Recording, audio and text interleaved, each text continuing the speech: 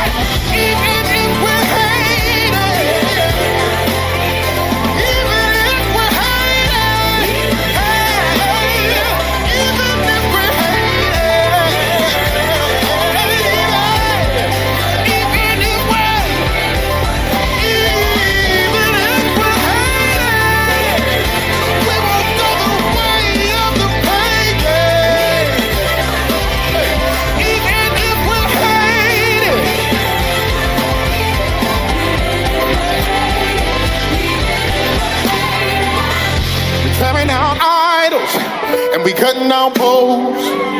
We calling back Israel to the hell we know.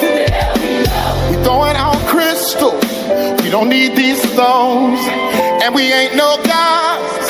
That's a job for y'all. Everybody help me say all praise. All praise to the Most High. I can't hear you say. All praise to the Most High. All praise to the Most High. Hey, all praise.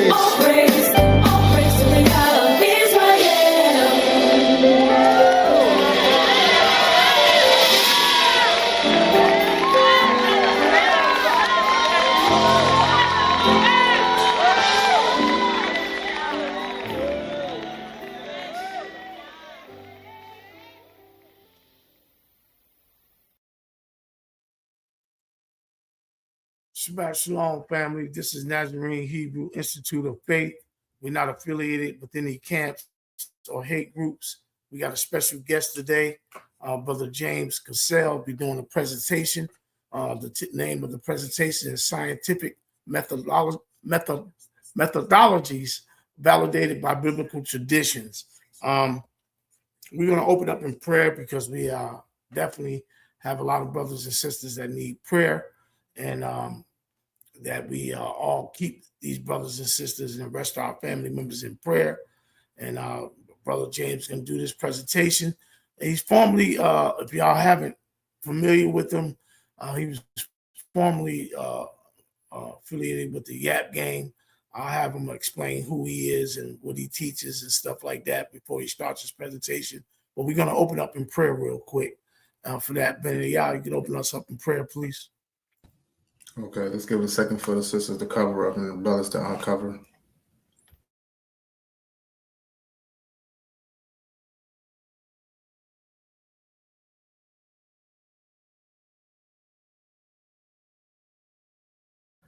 All praises we give to the Most High Elohim, Yahuwah, the Elohim of our fathers Abraham, Isaac, and Jacob.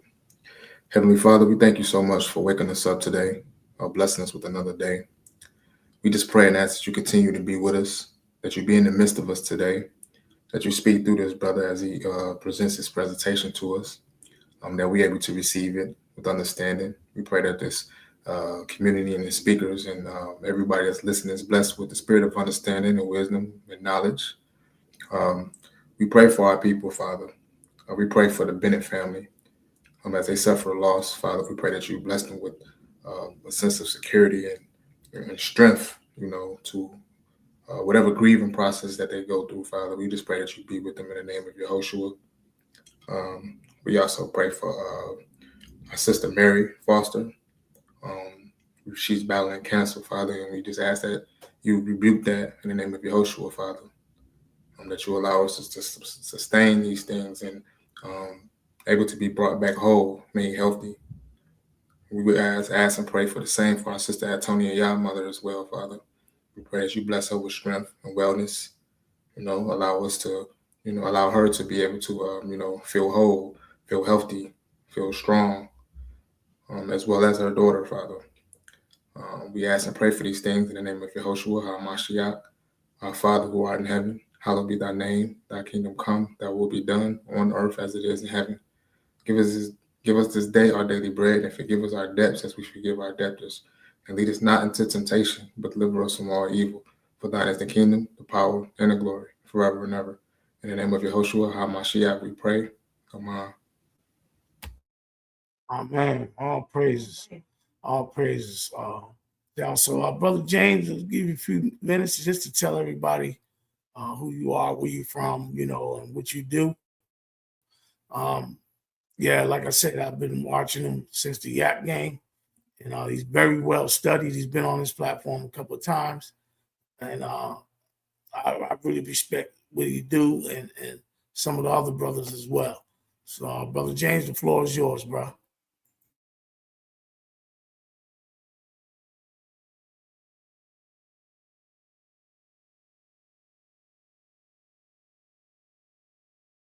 We can't hear you if you're speaking.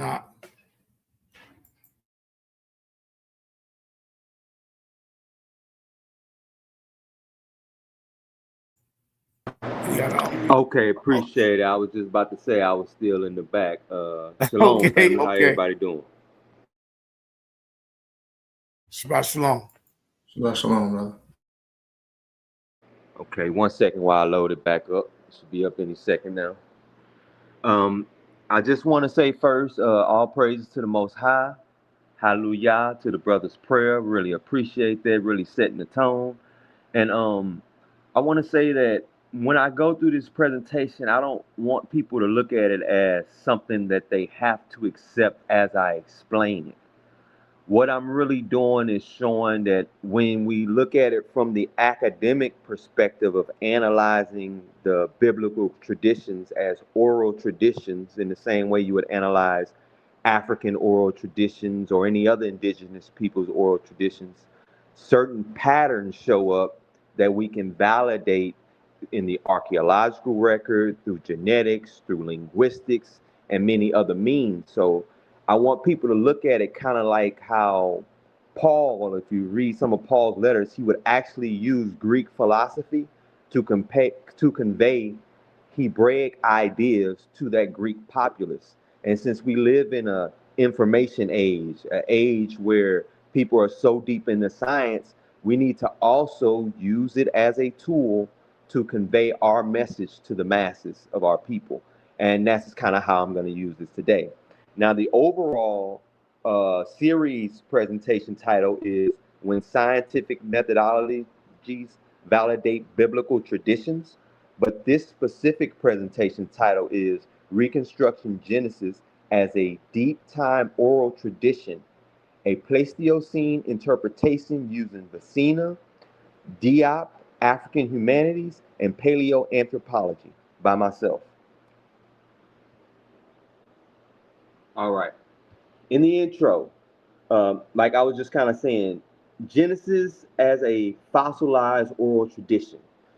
This means that there's going to be true things in it, but it's not going to be kept in the way that we modernly keep records of history. It's not going to have dates attached to it. It's not going to have deep details attached to it. It's going to have religious motifs, cultural motifs that help them to understand why they believe these events happen.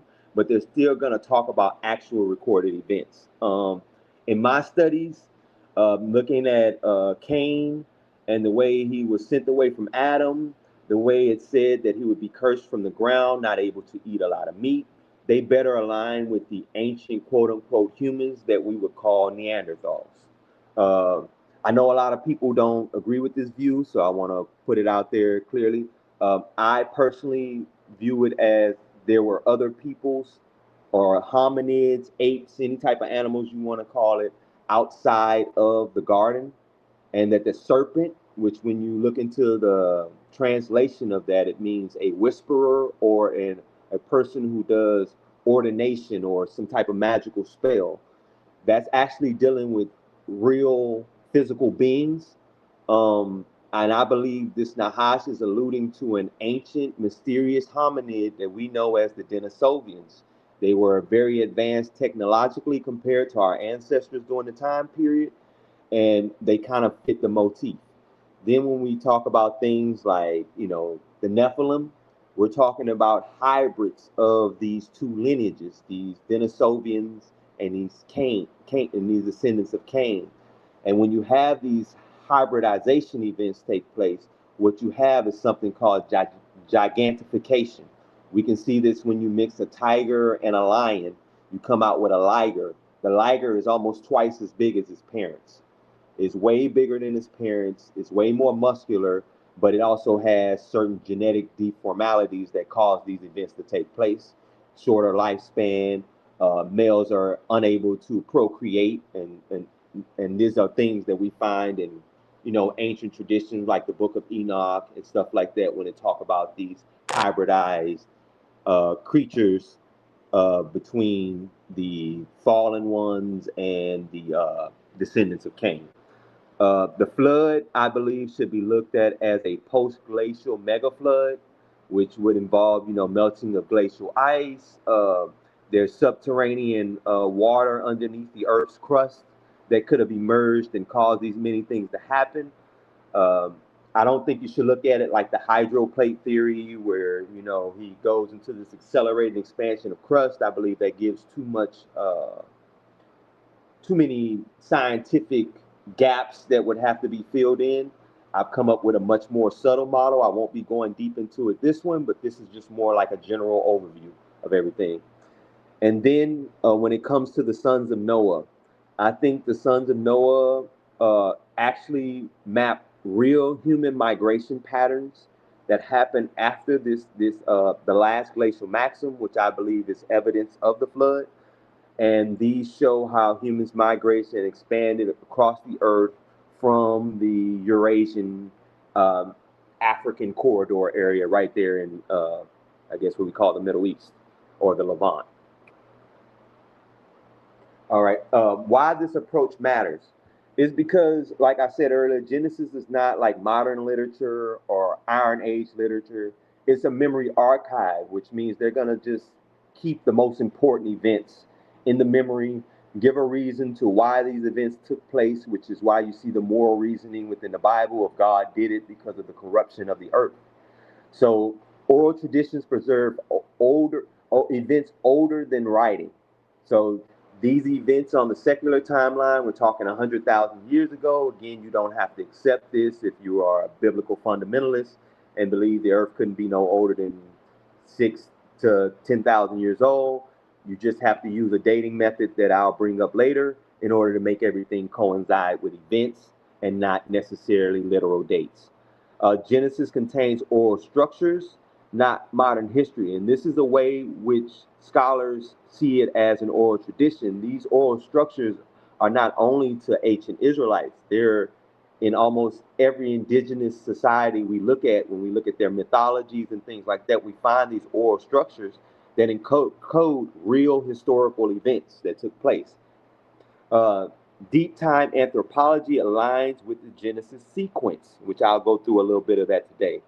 This approach respects both scientific methodology and it also respects the ancient traditions of indigenous people like our Hebraic ancestors. A quote from Susan Niditch, the Hebrew Bible is deeply rooted in oral traditional lore. So again, from an academic standpoint, this is how we need to look at it. This is lore from an oral tradition. And this is from Folklore and the Hebrew Bible, published in 1993. An analogy to help everyone, kind of understand this is when your grandma, when she tells you a story about the old days, it happened long before you were born. The story carries truth, but she may not tell you, oh, in 1927 or in 1945, this is what happened. She just tells you in the old days. This is the same way these ancient motifs work. They talk about the ancient times without putting a strict date onto it. All right. What oral tradition really is, because there's a lot of misinformation going out, especially in modern times, and even among people in the scholarly, academic, scientific community, because a lot of this is new as a formal discipline. A lot of it has been discounted for so many years that they don't really look at it the way people in this exact discipline look at it. It's a collective memory passed through generations. It preserves sequence, not exact dates, as I said earlier. It encodes real events, but in a symbolic form, which is when I was saying how they're going to match it to their theology. They're going to give reasons why these things took events. Carries members of encounters, disasters, migration patterns.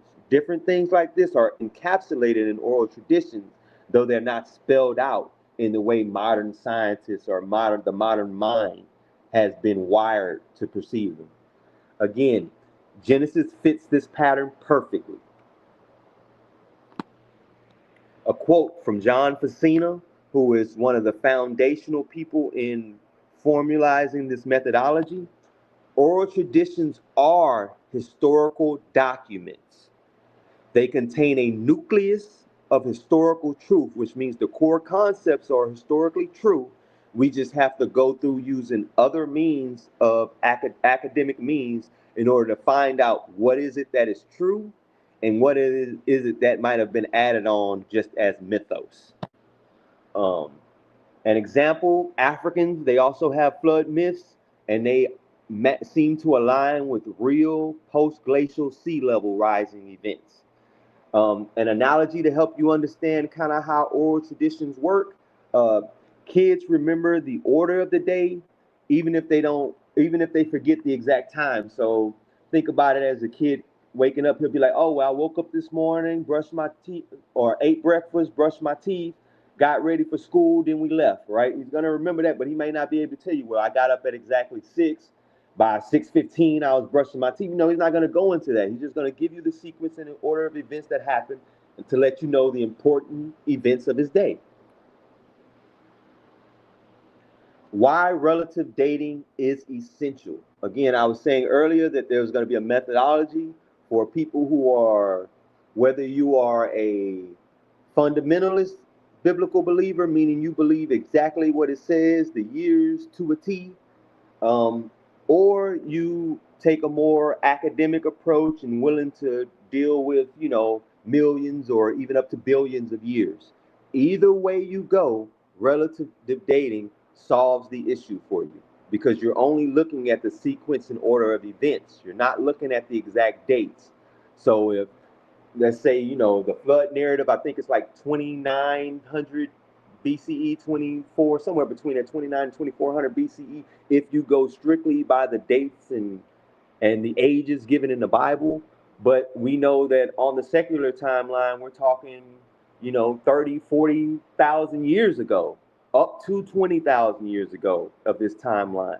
So the way we look at it is relative dating is saying, yes, the events took place and we can find them when we look through the archaeology, but they're not giving the exact dates on it. Because me personally, I don't believe there's any dating method we can use that's going to give an exact date to it, unless we're going and using things that we do have exact dates to. And in ancient times, people didn't write or do history like that. They didn't write, 1957, this took place. Relative dating is knowing the order of events, not the calendar year, this is important. As long as the order of events line up, and we can find them in the archaeological record, we can find it when we look at genetics, we can find it when we look at linguistics, then we know that this order of events is valid and they correlate to ancient events. Oral traditions rarely preserve numbers. That's why a lot of scholars believe that the numbers that were added to the Bible to signify the years in which people live, which I'm not saying they're right. These numbers were added for numerological significant reasons, not necessarily to be exact dates. They preserve what happened first, next, and last. Genesis order matches Pleistocene prehistory. It unlocks the real meaning of the text, because that's what relative dating does. It helps you unlock what the text is really trying to tell you from an academic standpoint. A quote from John Facina, again, he's the pioneer of this methodology. Relative chronology is the only reliable chronology in oral tradition, which means you cannot use exact dating when we look at oral tradition. And we have to know these things, because a lot of times we interact with people who are in the quote unquote conscious community. They believe that we need to use citations, academia to validate the things we say. Me, when I first got into this community about 10 years ago, I took that very seriously, which is why my presentations aren't all the time, because I'm actually researching, looking for citations and things I can use to actually do this in a way that one day, Lord willing, it could be presented to the academics to analyze, peer review, expound on, throw out, whatever they decide to do. Again, an example, we have in Genesis, we have the creation, we have the mention of early humans with Adam and his family, we have rival beings such as the Nahash, later on the descendants of Cain, we have the flood that happens, then we have the spread of humanity and the repopulation. When we deal with the Pleistocene period and before, of course, creation's way before that, but then when we get to the Pleistocenes, we have, quote unquote, the first early Homo sapiens. We have the Neanderthals and Denisovians that represent the rival beings. We have the extinction event, which is the flood or the last glacial maximum, which wiped out both of them. And then after that, we have the Holocene expansion with the haplogroups that I'll go over later. An analogy to help people better grasp it is, you may forget the year your cousin was born, but you won't forget that they're older than you, or vice versa. So again, you may forget when your sister, brother, or someone were born, but you won't forget the order in which y'all were born. Hindell genealogies include lineage, not biology.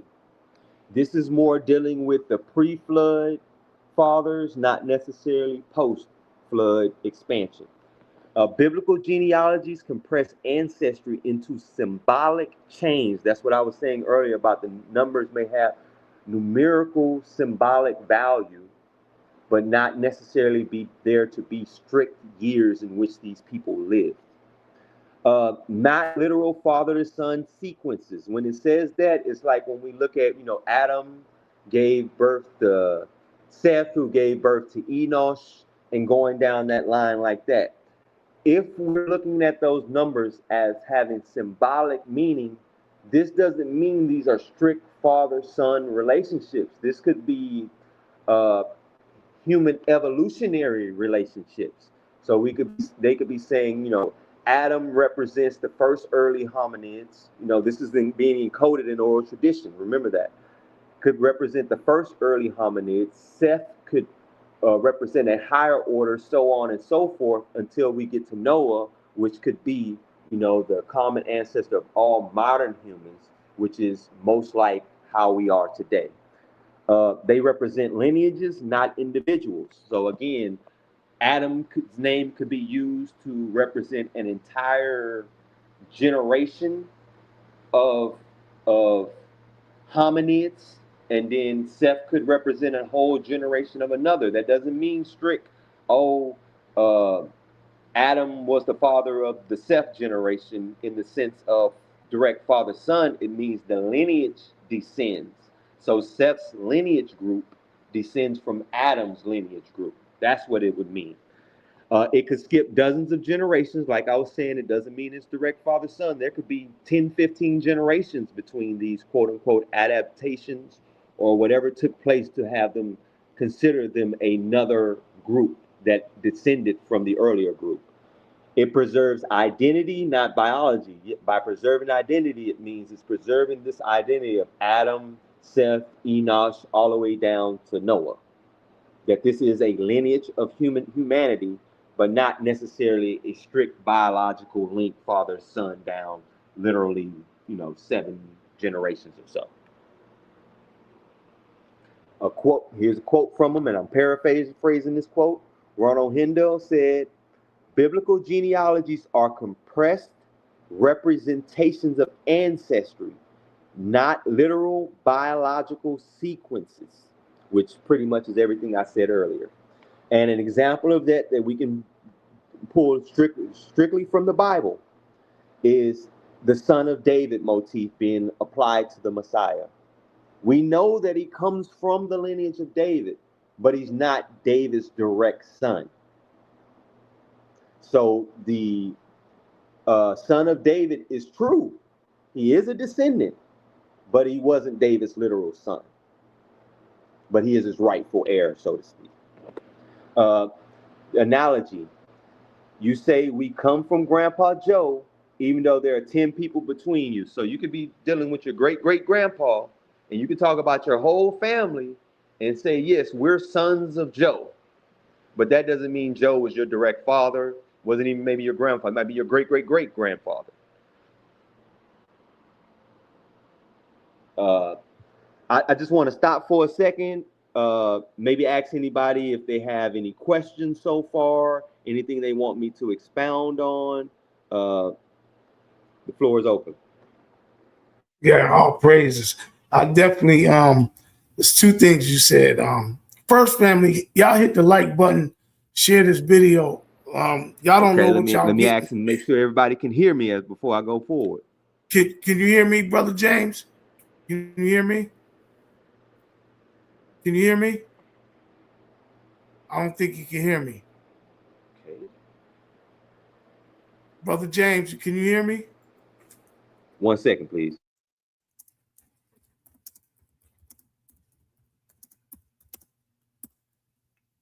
James. Yeah, you can't hear me. I'm trying to talk to you, but you can't hear me. Oh, hopefully you can hear me, Brother James. Yeah, we've been having technical difficulties, family. Yeah, I'm trying to. I know y'all can hear him, but I want to. He can't hear us. Appreciate that. Just wanted to make sure I was being heard and not, talking to myself. All right, proceeding forward. Foundational methodology. Again, it is with John Facina. Facina created the modern discipline of oral tradition analysis. Oral traditions to him equate to historical documents. They're just not documented in the way we do it modernly. Myths include real events in a symbolic fashion. Relative dating is superior to absolute dating. Interdisciplinary verification is required, means we need to go into genetics, we need to go into archaeology, we need to go into linguistics, whatever fields we can use to help collaborate that these events actually took place before we say they're true. Oral memory preserves deep time ecology, which means deep ancient events. A quote from John Facina: myths are not lies. They are memories shaped by time. And this is from John Facina in Oral Traditions as History, published in 1985. Uh, an example: African drought myths match real Holocene climate shifts.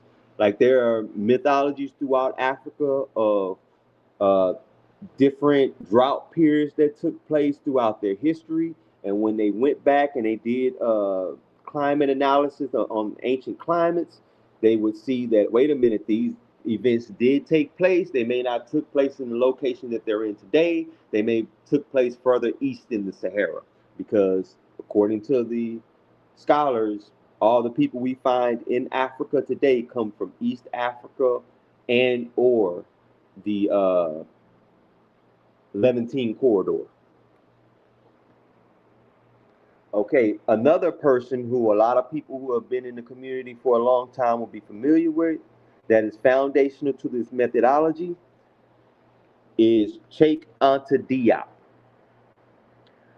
Cheikh Anta Diop pioneered linking oral traditions to genetics and archaeology. Oral traditions preserve ancestral population structures. Genealogies reflect macro lineages, and we'll get into those macro lineages later. African oral memory preserves deep time events, which we spoke of just a second ago, and mythic ancestors equal real genetic expansions. And we will go over that when we talk about the post flood shortly.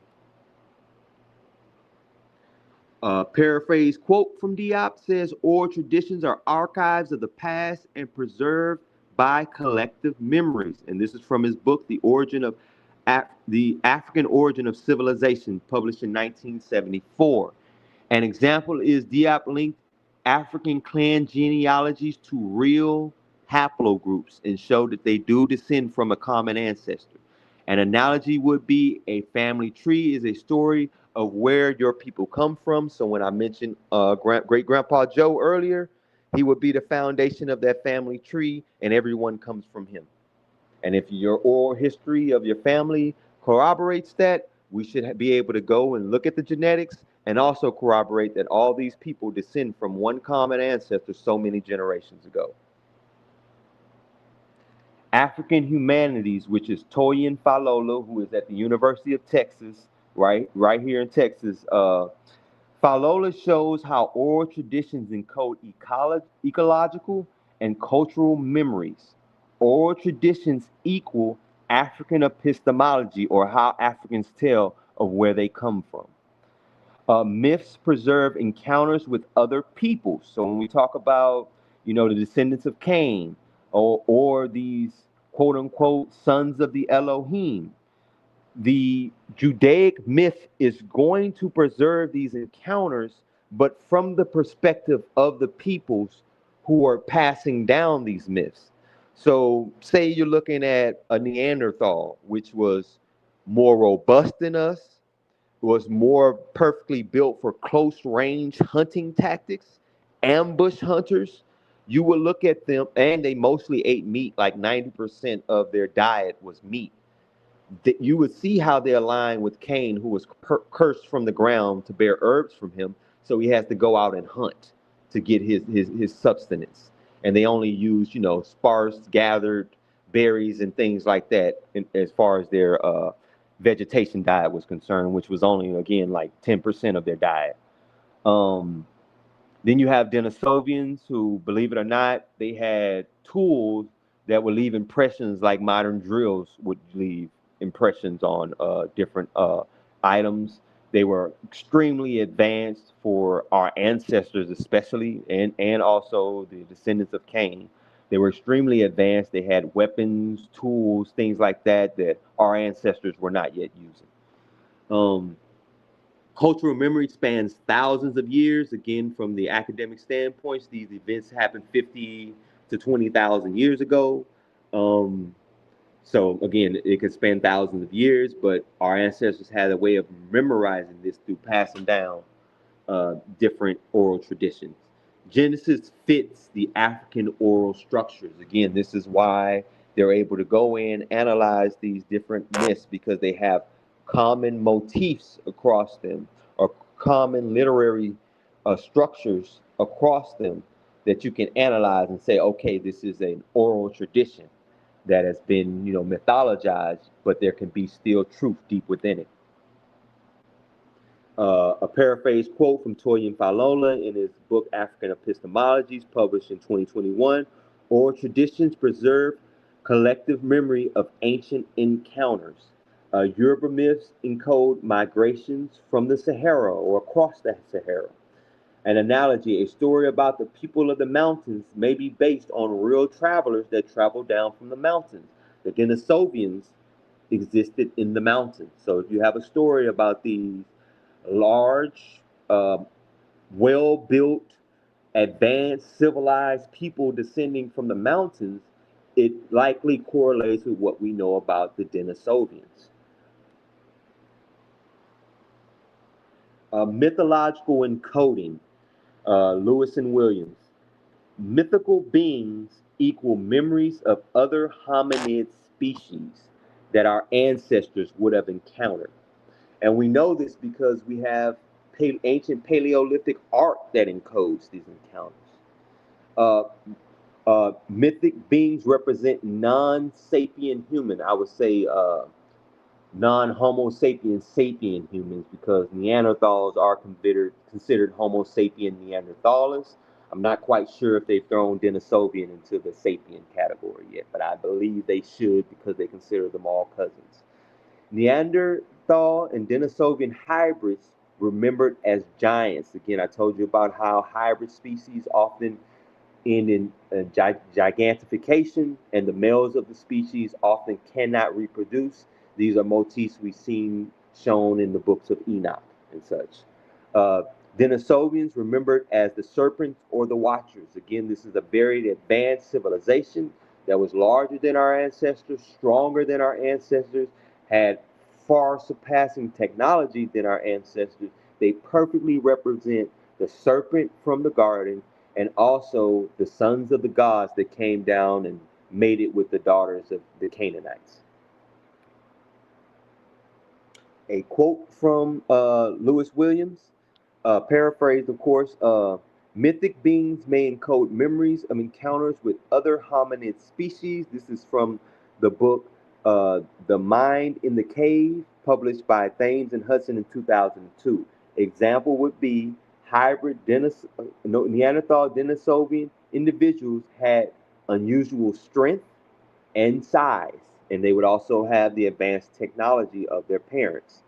If you saw a huge, strong person, you might tell a story about a giant, and we consider people in the NBA today giants. You see someone walking around like Yao Ming, 7'6", that is a giant. Ancient peoples who are commonly, pretty much about the average size we are today, anywhere between 5'7" and 5'9". If you see someone walking around 7 foot or taller, even 6'5" or taller, you would consider them a giant. In mythic encoding, Michael Witzel. Serpent myths originate in Pleistocene encounters. Serpent equal symbol of danger, knowledge, and of an outsider. Again, this is why it perfectly fits what we know about the Denisovians. As far as knowledge is concerned, we knew that they were far more technologically advanced than our ancestors and the Neanderthals.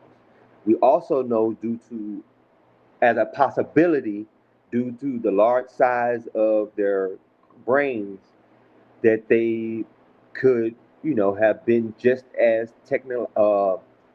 logical, sophisticated, or even more advanced as we are today. Doesn't mean they had modern day technology.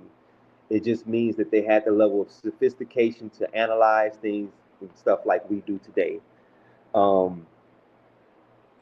They represent rival beings, of course, because they're an outsider. And again, the Denisovian fits them perfectly.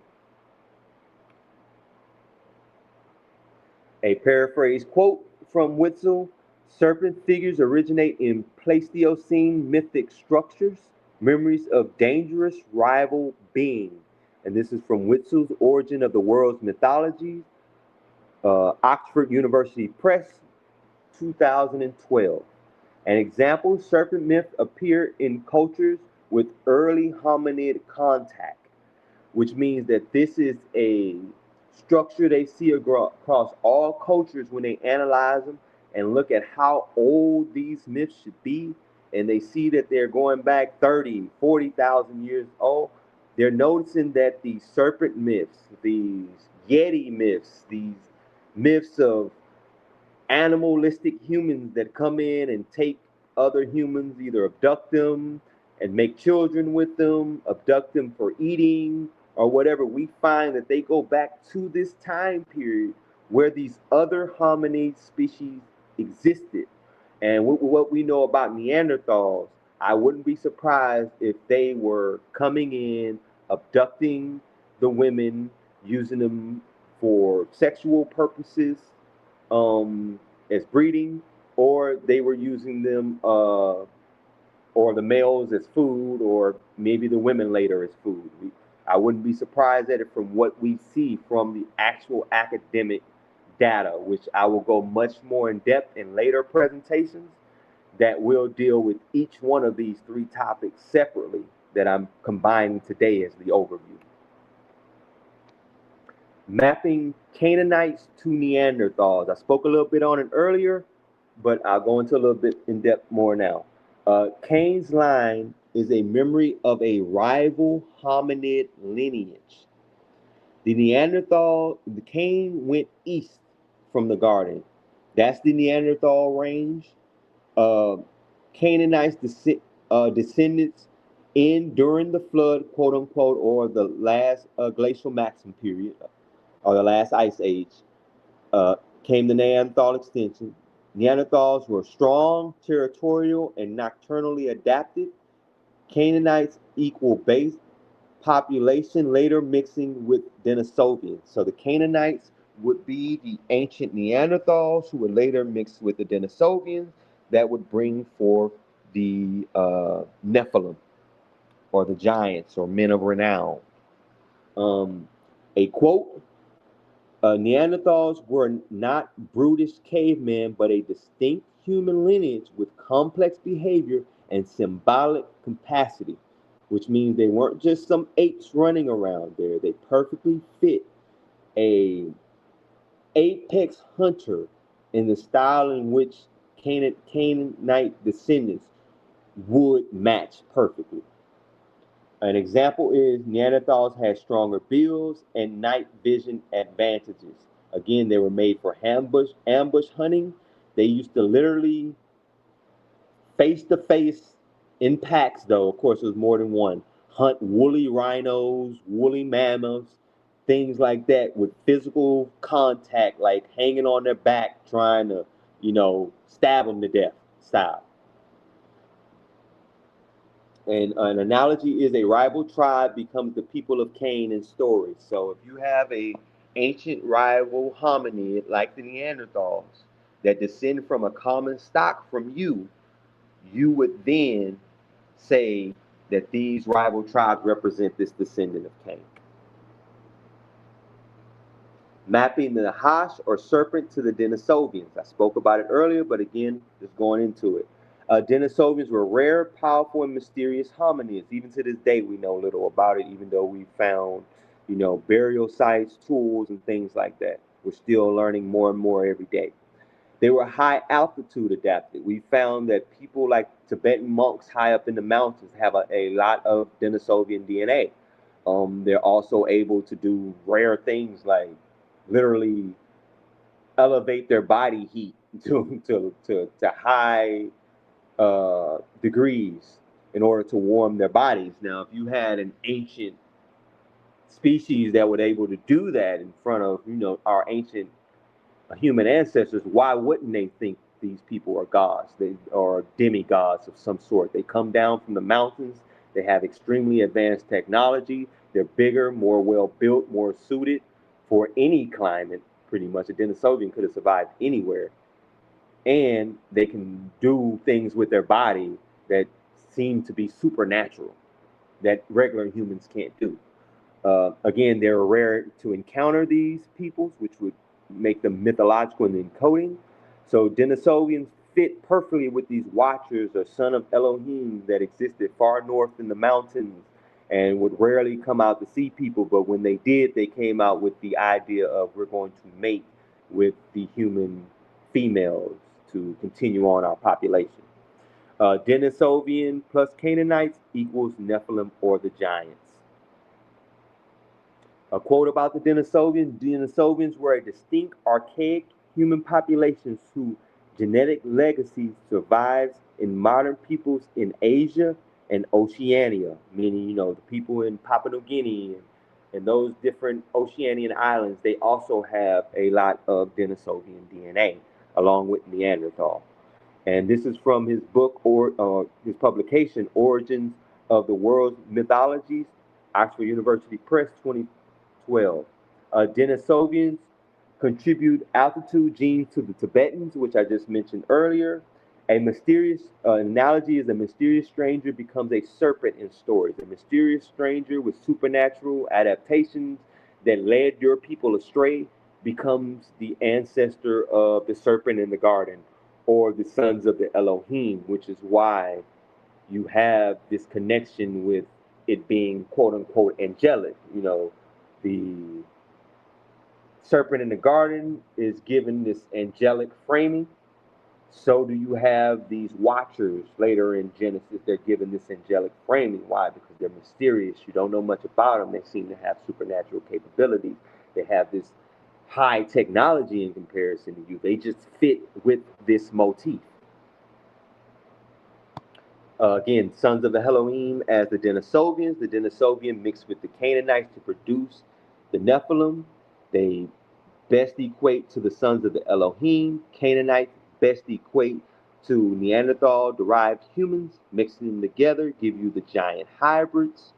The hybrid vigor, quote unquote, which is the gigantification, the strength, and things like that, would be encoded as mighty men of old, or giants, men of renown, men that, according to, certain Book of Enoch, they oppressed humans, they ate humans, took the women, made offspring with them, so on and so forth.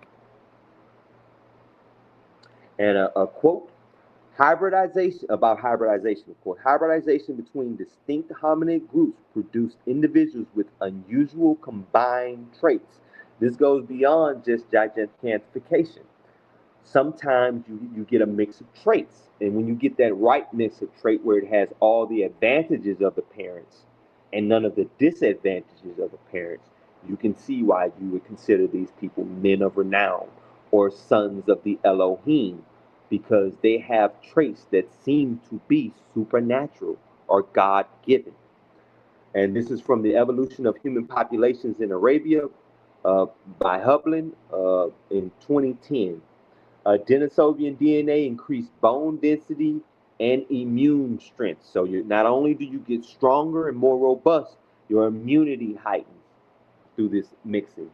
An analogy, a kid with two very different parents might seem special or especially strong because it's gotten all the advantages of his parents and none of the disadvantages of his parents from a certain standpoint. But then again, you also have certain genetic defects that often happen, which normally leads to them not living as long, and again, males not being able to reproduce. Females can reproduce fine, males cannot reproduce, which brings up how these genes pass through the flood with the extinction of entire population, lead towards either the parents of the wives of the sons of Noah were hybridized with these different hominid species, or they straight up married a different hominid species to bring them through the flood. I more move towards the hybridization because that would have made it easier, and they would still be able to pass on their Y chromosomes to their males.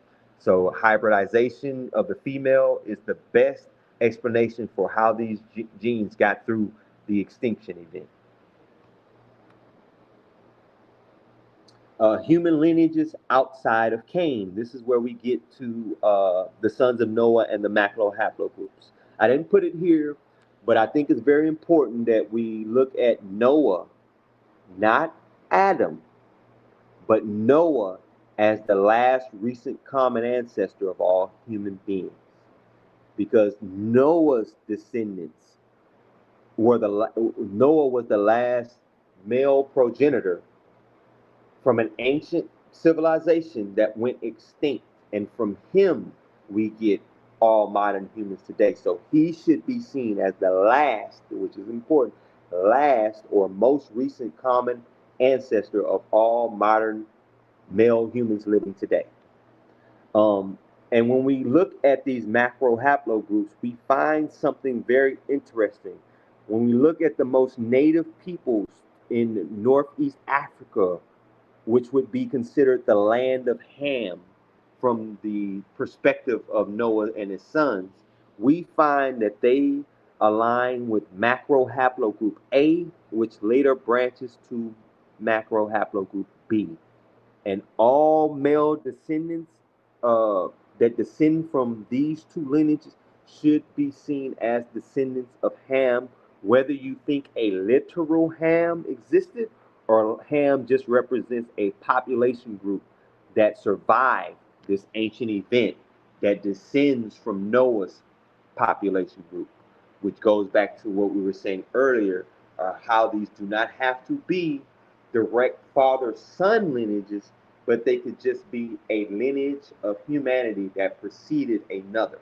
So it would be saying that Noah spawned off three lineages of humanity that then went off and spread through the rest of the earth.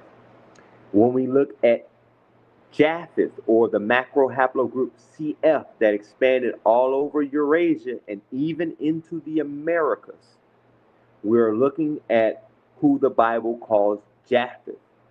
Yah enlargeth Japheth. And I believe that is so true because not only did it get all of Europe, the islands of Europe, it got the islands in Asia, it got pretty much all of Siberia and northern Asia, then it got the Americas. So Japheth was definitely enlarged. And then when we deal with haplogroup DE, or the Afro-Asiatic corridor descendants, we should look at Shem. Haplogroup E is from ancient time is imprinted all over the Near East. There's no way around it. I mean, from India to Africa and all over northern Africa, you have haplogroup E is anciently recognized to be there. Haplogroup D actually has an expansion from India all the way to Japan. And the reason we know that we can group these two together is because haplogroup D and E share a mutation called the YAP gene.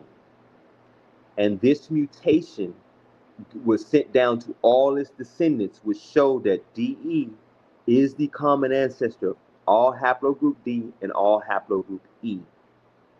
And this should be correlated to Shem. And this comprises all of the Y chromosomes we have exist today. As far as when you get to F, I, J, K, L, and all these other ones, all of them descend from F lineages. From R, S, T, all of them descend from F lineages, or the Japhetic branch of F. So when people bring up other haplogroups outside of, these four distinct letters, you just have to let them know, like, hey, haplogroup F of CF branched out all those other haplogroups, which would still make them descendants of Japheth. And again, this comprises all human male descendants haplogroups that we know that exist today. A quote from Sheikh Anta Diop, it's pretty much the same thing. African traditions have preserved the symbolic form, but a little more in depth, some of the oldest memories of humanity.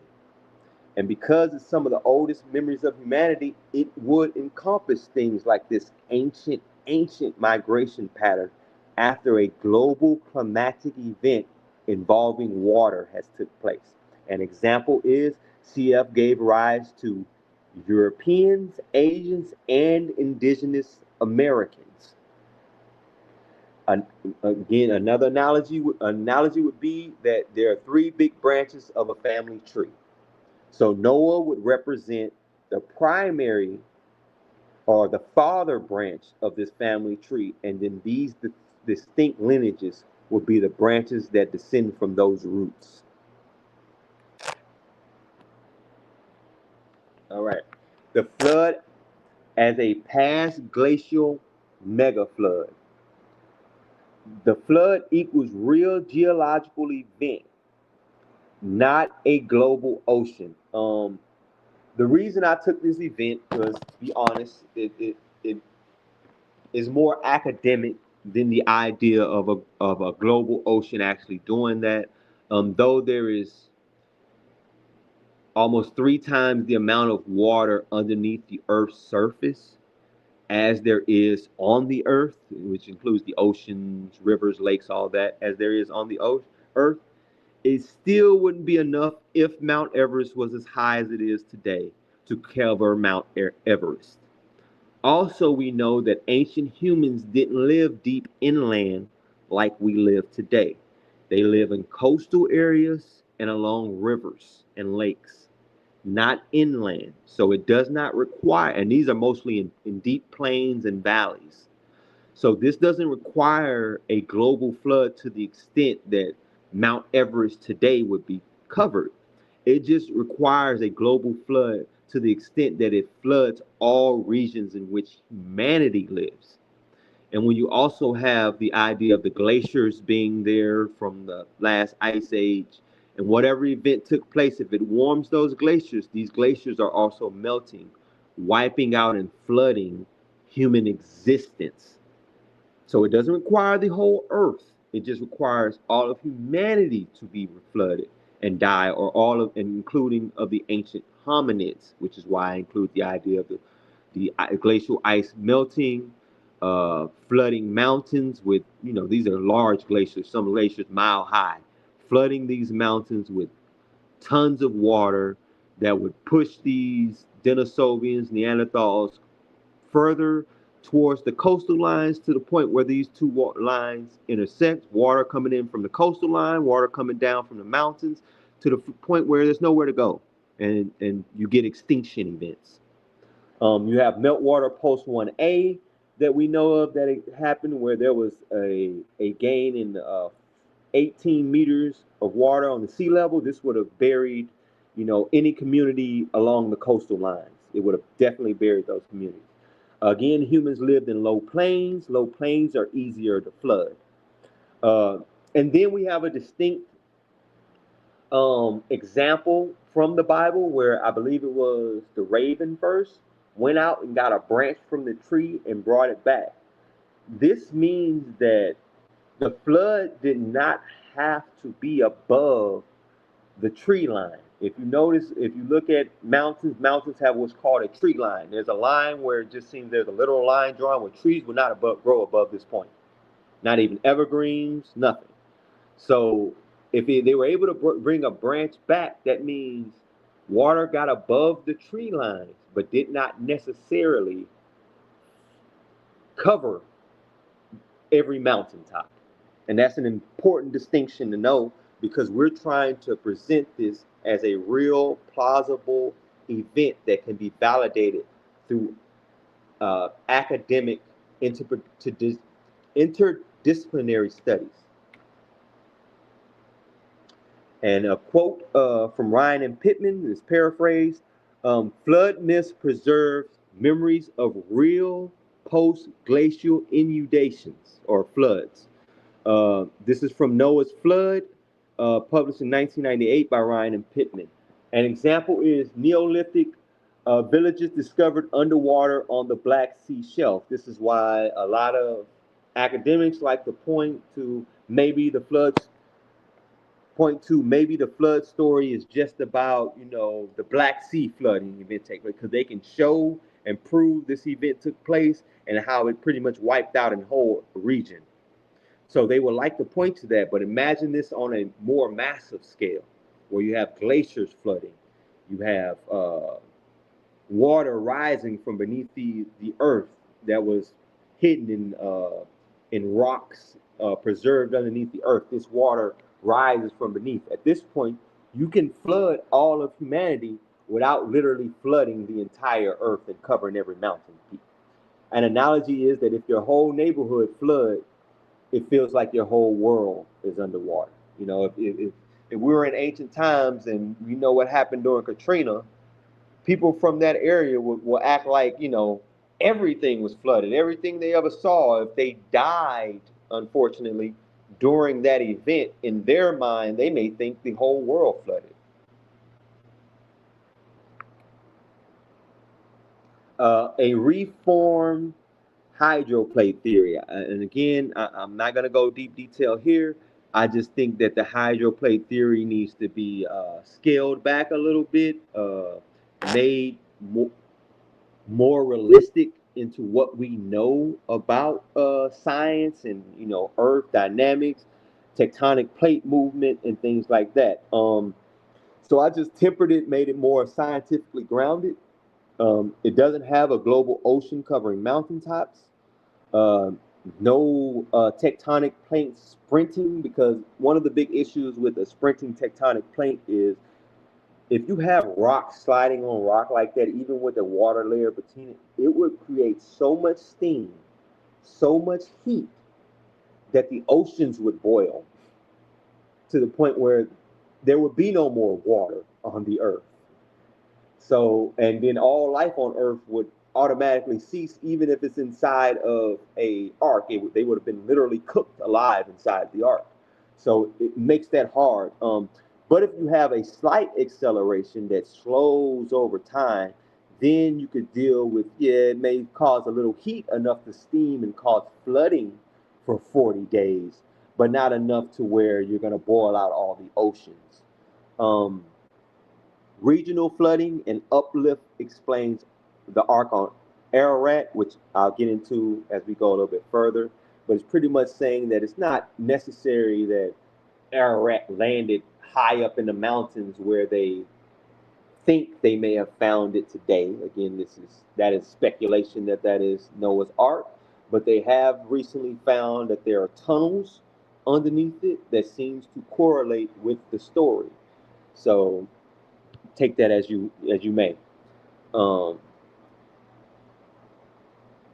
an example would be saying is Ararat is a stratovolcano, which means that it's laying on an ancient dormant volcano, and anything that happens involving that volcano would cause the earth to rise. It could rise. We have no way of knowing how fast or how slow it would happen, because it would all depend on events taking place underneath the earth crust that we wouldn't have any way of knowing about.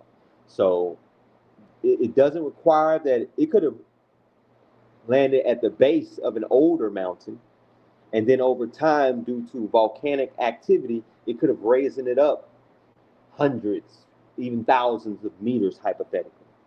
Uh, an analogy is if you leave a toy boat on the ground and the ground rises, and the boat's gonna rise too. So as we see over time, according to the academic data we have, Earth seems to constantly be rising. The crust seems to constantly be rising around it. That's how you get stratification and different things like that. So if the ground rises, whatever's sitting on top of that ground should take a natural lift to it. You know, slowly it'll build up around it, of course, but over time it should be a rising of that item as well. So if the boat landed in a slightly mountainous, hilly region, volcanic activity could turn that hill into a mountain. Not saying that's what happened, just giving scientifically plausible reasons or examples of what could have happened. Why this model that I created works? Because it aligns with three different things. It aligns with scientific data that we find and the scientific methodology said that we need to use in order to extrapolate from oral traditions. It aligns with the treatment and respects oral traditions as they are written and delivered to the people, and it aligns with our ancestors' ancient tradition in Genesis. It aligns with it. Uh, it uses correct oral tradition methodology, matches Pleistocene anthropology.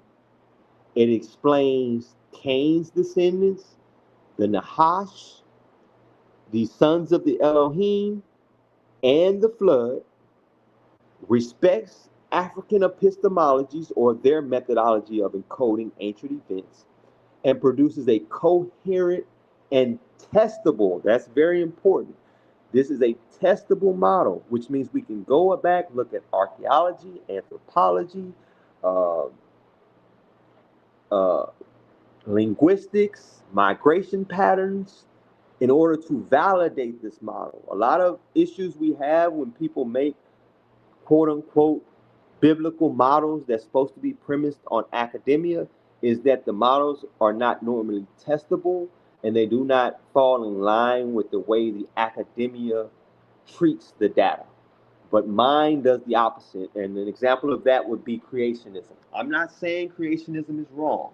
What I'm saying is that creationism's methodology does not purport with the model as we know it today, or the strong academic model as we know it today. That gives issues that I personally think are unnecessary for what we are trying to do. We are again trying to do like Paul would have done. In Paul's letter, he uses Greek philosophy in order to convey Hebraic thoughts to a wider audience, or the diaspora that was in the Greek settlements. We're doing the same thing here.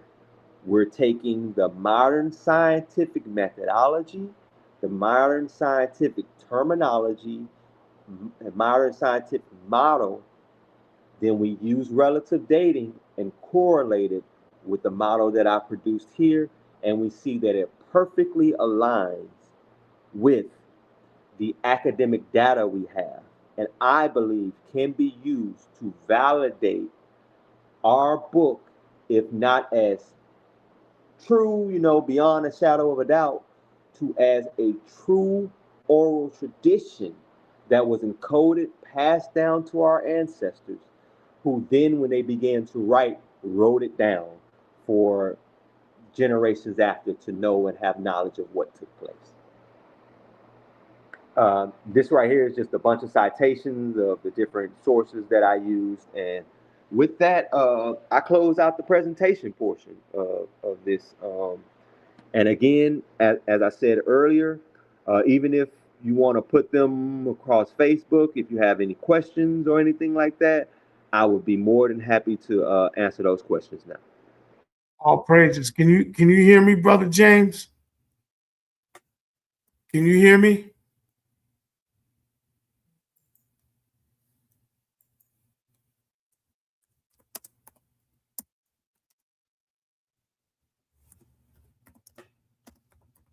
Brother James.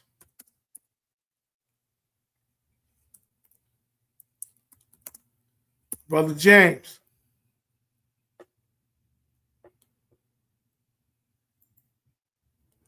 Brother James. Can you hear me? I'm trying to talk to you. You can't hear me.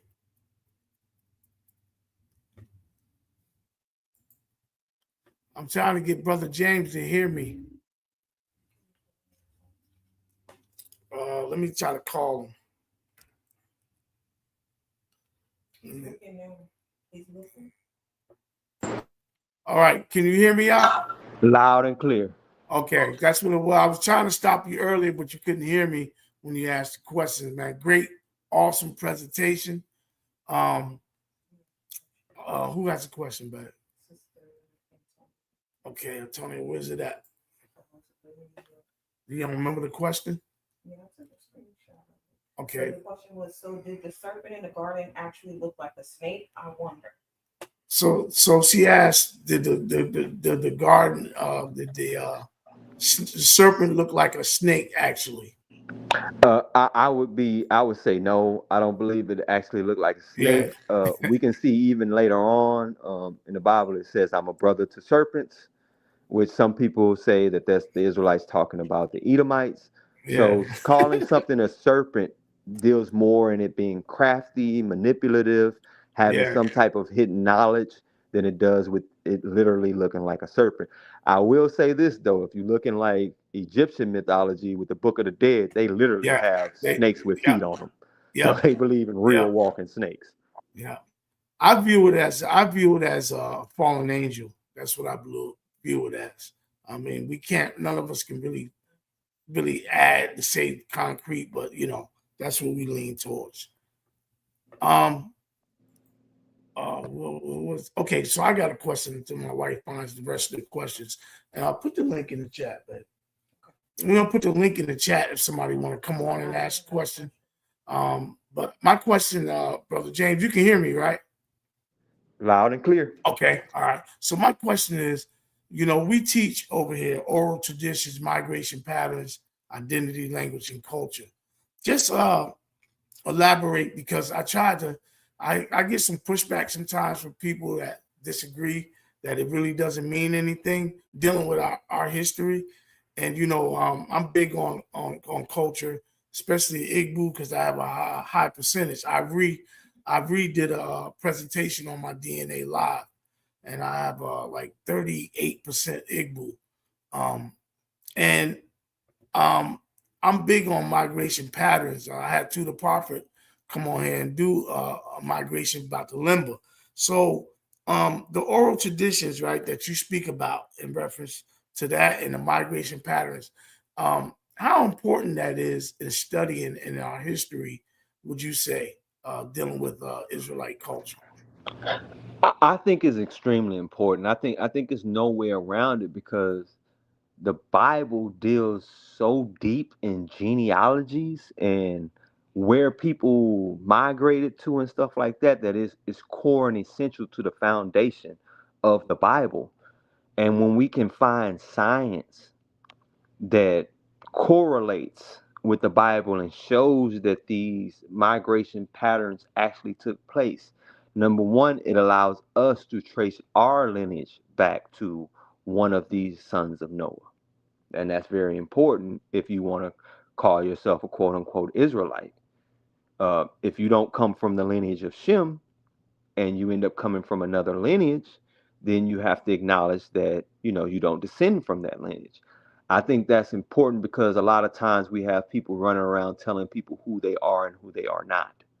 And if you Mm, are going to be telling people who they are or not, you need some type of foundation that you can stand on, point mm, to, and say, yes, this is right here is why I say you do not descend. Like for me, for instance, I found out during my DNA test that I am R1B, right? mm, R1B is a European lineage. I remember you talking about this on It, it, before. it's no way Explain that around. to them. Hmm. Yeah, it's no way around. Like when you deal with a lot of people that our people are calling Edomites today, they have lineage at a large majority at R1B all over Western Europe. R1B, and I have to talk about my mother's branch here, does not descend from the same branch as E, which would be a lineage of Shem. R1B descends from one of those F branches I was talking about earlier that goes back to the descendants of Japheth. And I think that's important because we have a lot of people running around calling certain peoples Edomites, which Edomites may have control over them. I wouldn't be against that idea. But the people themselves are not Edomites. They're descendants of Japheth. They live in the regions in which, descendants of Japheth were supposed to live. I myself would descend from them. That doesn't mean that I myself did not go through the same, or ancestors didn't go through the same experience that everyone else ancestors here went through. They were still considered black here. They still went through the same oppression and everything that we would say the Israelite descendant, but just from a paternal lineage standpoint, they do not descend from Shem. And that's okay.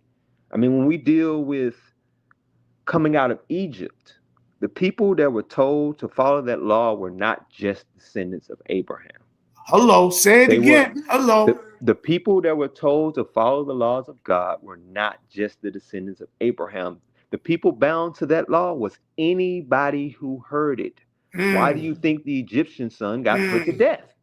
mm. He was there when the law came out, disobeyed, the penalty is applied as if you were a normal Israelite. So, and we have other examples I can go into where we have we are not Ethiopian, Egyptian males that mixed into noble families in Israel. This male's lineage is now the Y chromosome lineage going down, but they are still considered Israelites. They're not considered, Egyptians or something like that.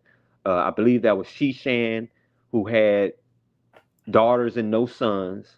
So instead of marrying his daughter to another, maybe rival family or something like that, he decided to raise up one of his own servants that was born in his house to marry his daughter and carry on his lineage. We saw that also with Abraham, who was going to do that with his male servant, who was going to raise up his male servant to be his heir until Isaac was born. Oh, well, yeah, until Ishmael and Isaac were born.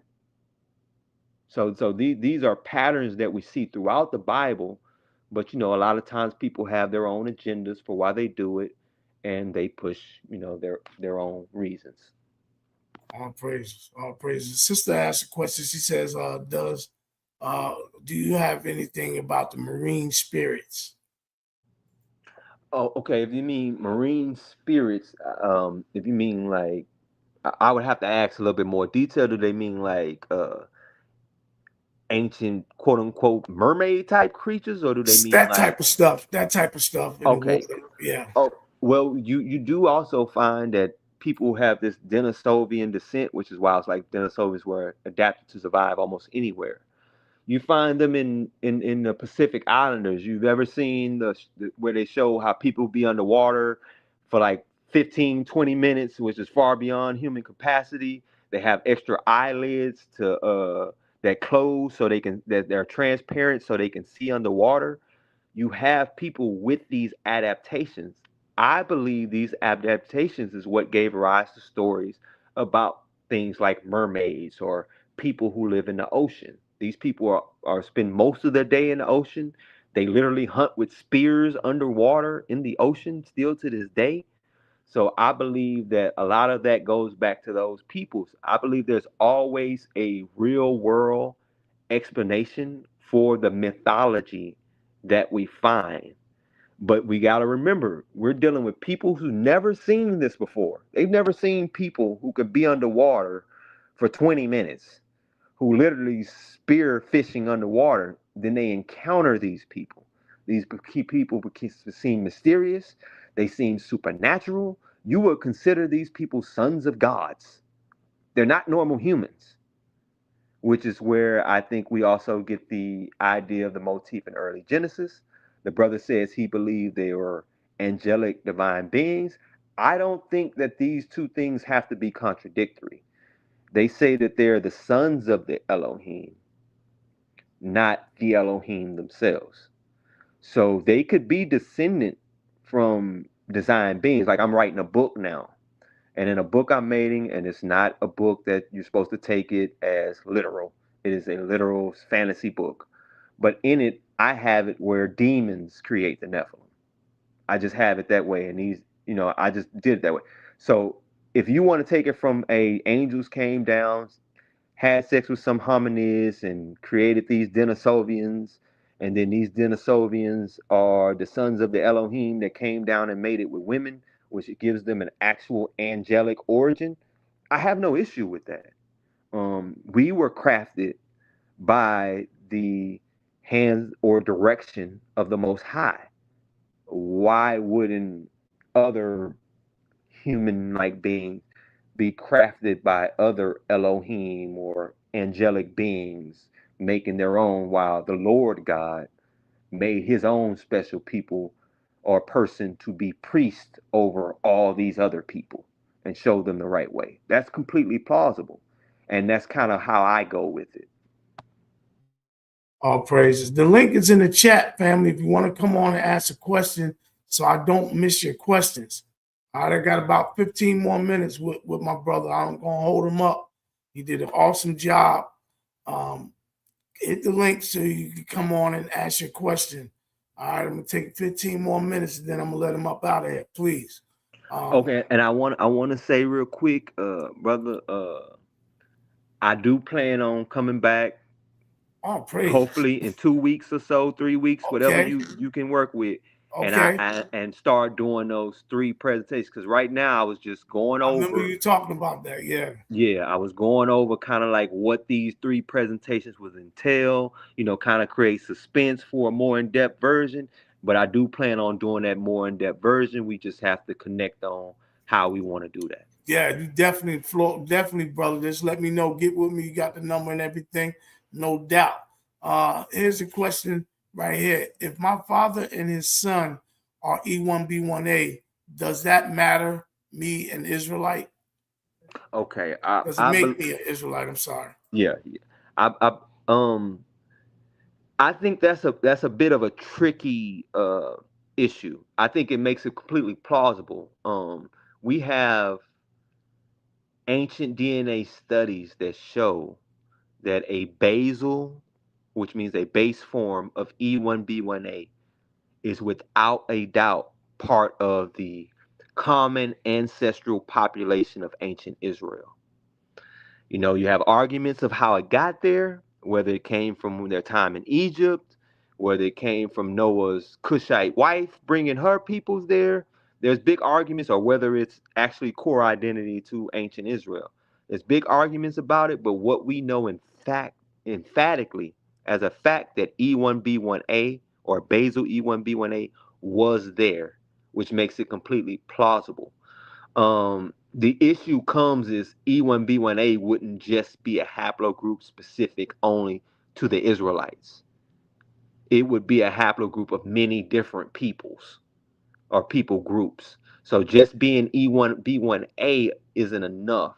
I think that's where the importance of prophecy, tradition, and things like that come into hand to help us figure that out. Because if you take Deuteronomy 28, as I do, as a prophecy of the transatlantic slave trade taking place, then that E1B1A linked to ancient Israel and this prophetic event taking place, that justifies you as an Israelite.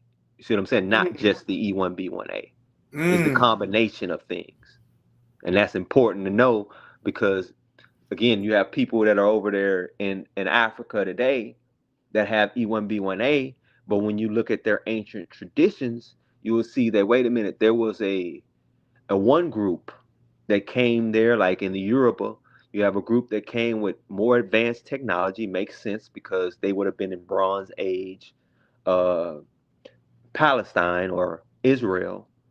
And then you come into the interiors of Africa, which wasn't using Bronze Age tools. You can have a small group come in and establish themselves in a way where they can't be uprooted in a much larger population. And that's what I think took happen. They probably had ancient traditions, or maybe they looked at where the Bible says, beyond the rivers of Ethiopia, I call my people, and said, well, beyond the rivers of Ethiopia is where we're supposed to go until we're called. And they migrated to those regions, met peoples who had the same haplogroups because they're also from the lineage of Shem, but they may not be Israel. Same haplogroups, established themselves amongst those people, and then, lived amongst them, trade amongst them, so on and so forth. Going to pick up their language, going to pick up their culture, and it's going to be mixed with deep-rooted Hebraic identity that's probably only going to be found in oral traditions of migrations and things like that. All praises. We have another question on here. Have you heard about the gap theory and how it relates to timing of the fall of Satan in a possible pre-Adamic Adamic age in Pangea? Is it possible that the flood is what caused the earth to split? I did a lot of research on the possibility of it being Pangea and the flood causing Earth to split. I would make an adaptation. I don't think it was likely Pangea. I think it would be Gondwana and Laurasia when those two, where it was just like two big continents. Um, I would aim more towards that if I was gonna have the idea of the planet splitting. And that's also why when I spoke about the hydroplate theory earlier, I said the rush moving of those tectonic plates would have caused so much steam that and it would have boiled the oceans and killed everyone on the ark and the earth.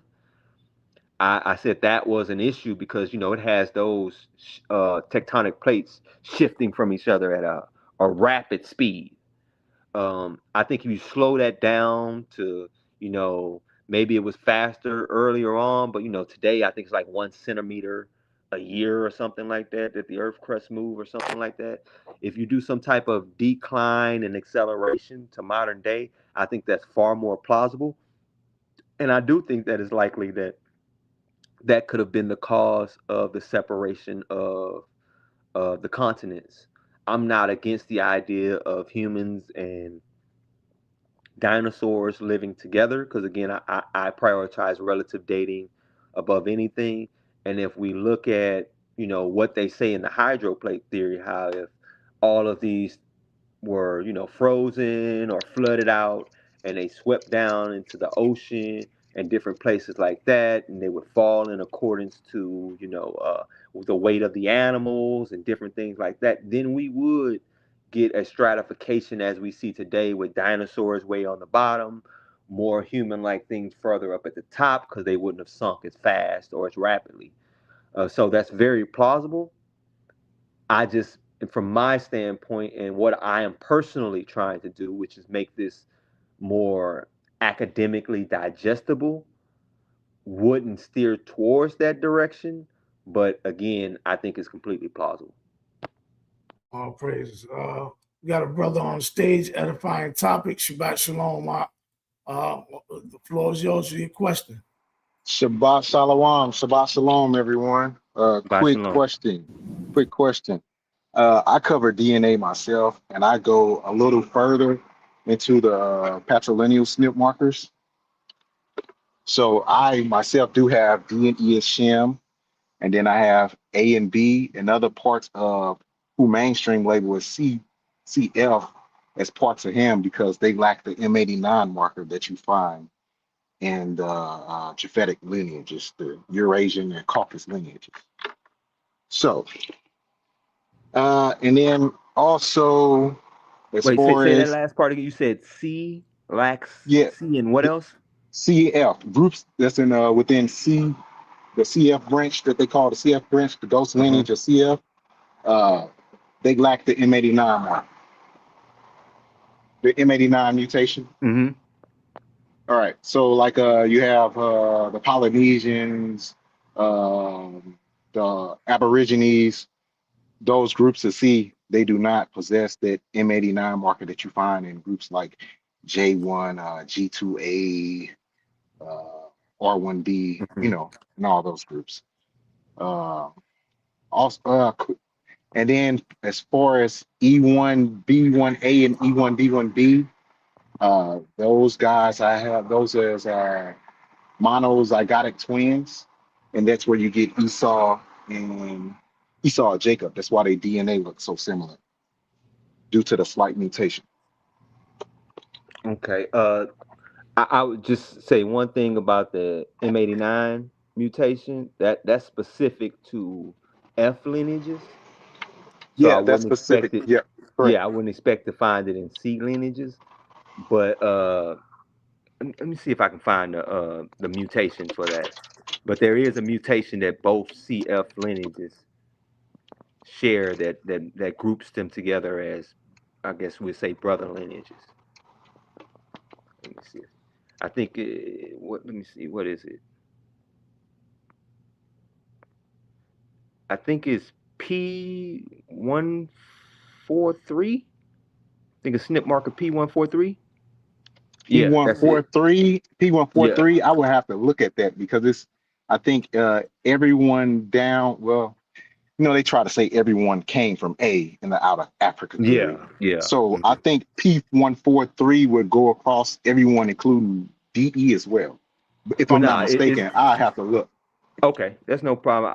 I would say to research that SNP marker P143, and I think that's the defining mutation of CF and what groups them together, just like the YAP mutation is the defining mutation in DE. Correct. The person, yeah. So yeah, that's why I had C as with A, B, with Mm-hmm. A and B, because C lacks the YAP and it lacks the M89. Correct. Correct. Which I could see. So, I could see why you would go that angle based on what you're telling me. but no, Elder, every time I'm in this comments, he brings you up. So I was like, oh man, today is supposed to be device free day for me, guys. I'm not even supposed to be on these devices, but I said I'm gonna have to sneak in here and catch this. So I go back and catch it from the beginning, but that's all I want. I just want to introduce myself, and maybe Elder Barawak, he can get us to swap information, and we can go into some of Most the studies definitely, and stuff that I found. most definitely, we'll make that happen. All praises, all All praises. right, all praises, y'all. Definitely, Thanks yeah. for the floor. Thanks for the Yeah. floor, Elder, and No problem, thank man. you, No Brother problem. James. I appreciate you, brother, for the question. All praise to the Most High. Anybody else, y'all? Anybody else? Hit the link. Come on, we got about 7 minutes, y'all. Yeah, I got a Come on, question. go ahead. For somebody who is like trying to get knowledgeable as far as like DNA and stuff goes, because I seen you was shifting to papers trying to find about mutations and stuff like that. What type of books or where do you get this information to? For Like, some reason, I can't hear that brother speaking if he's speaking, but I can see something moving on his icon. Okay. Benaya, can you you hear can't me? hear me? Benaya, can you hear me? Yeah, I hear you. All right. So, James, could you hear me? Yeah, I can hear you. I just can't hear him, but I can see the little, you know how it give that Right, little right. signal that he trying to talk. Benaya, come Yeah, out and just come back in and see if he can hear you. He's gonna go out and come back in and see if he can come back in and you can hear him then. Oh, that's perfect. All right, we're gonna wait for him to come back in. Now, here's another question while he comes back in. Your thoughts on all the large, mysterious creators of the world. Does he think that this were the following were casted down? Oh man, I got some crazy theories on that one. I'm still trying to work out that because I was gonna throw it in my That's a book good because question. yeah, it is because I was gonna throw it in my book. So I got like some weird location for it, but I do use the fallen Azazel. I do believe he was uh cast down in Yeah, what I think it's called Dudiel, Dudiel. which Yeah, is a yeah, desert right south of Judah, yeah, where they yeah. always let out the scapegoat or the Scapegoat. Azazel. They That's always let right. him out in that region. I believe that that's tied to where he was. We do I too. believe that underneath the Great Pyramid of Giza may be a place that was concealed. I think a lot of ancient temple complexes Mm-hmm. may hide underneath them the Nephilim, because when you look at like the Book of Enoch and stuff, it just say they put stones over these pits in which they buried them on, and when you Right. really analyze a lot of these ancient temples, they start as just a stone slab foundation with huge stones on them that they still trying to figure out how they even get them here to this day. So I Mm-hmm. believe a lot of the ancient temple complexes and stuff like that may be connected to these pits in which they were buried at. Yeah, all praises, all praises. I subscribe. We subscribe to that too, and also Enoch does just to piggyback off that. They talk about the righteous dead is buried in one area, and the ones that's going to be judged and burned Did the is brother come buried. back up yet? Yeah, can you hear me out? Can you hear me, Brother James? I hear you. Oh yeah, brother. I was just gonna that was your question or No, that was the other question. Go ahead, Benayah. Yeah, I just wanted to know, like, for one who Actually, could wanted he to hear you study, too? can you hear me? Yes, sir. All right, because when earlier when edifying topics came on and you got to talking about the DNA, I heard you shifting through some papers and you wanted to look at the markers that has a mutation in it. So for somebody who wanted to get into DNA or like do studies or inform themselves on it, like what direction would you point them into? Like what books do you read or stuff that you personally go through to inform yourself on the DNA and stuff like that? Okay. Well, personally, me, I like to use scientific studies to familiarize myself with because I feel like the more you read the studies, more you pick up on the language that scholars use because it's different. Just like, in legal documents, they use what's called legalese, right? It's like a whole different language. And every academic discipline almost has its own specialized language. So I think it's important that we go and look at the academic papers, read through them, use resources like Wikipedia, not for your main source, is just to help you understand more of what they're saying because Wikipedia gives you like a watered down version that's not always accurate. Let me be clear on that. But it gives you a watered down version that's enough for you to at least grasp what's going on. So when you go back and read the actual papers, it helps brings it better into focus. I would look at phylogenetic trees that map out the entire human Y chromosome haplogroups. I would look at them because that gives you a visual idea of what's going on. It's going to show you direct lineages, how they connect back to this lineages, all the way back to, the last common ancestor, which I would call Noah. That would be the approach I take. And from there, as you get more informed, I would also not be afraid. I know a lot of people are, but not be afraid to bring AI into the conversation. Me personally, I use it to organize my thoughts, not to give me thoughts. That's important because if you use it to give you thoughts, AI mixes academic information with, back alley scholars information and will give you that all as if all of it's certified academic information. You have Right. to be able to take the time, read through it, see what's actually backed up by real academic sources and what they're just pulling from any website that they found online.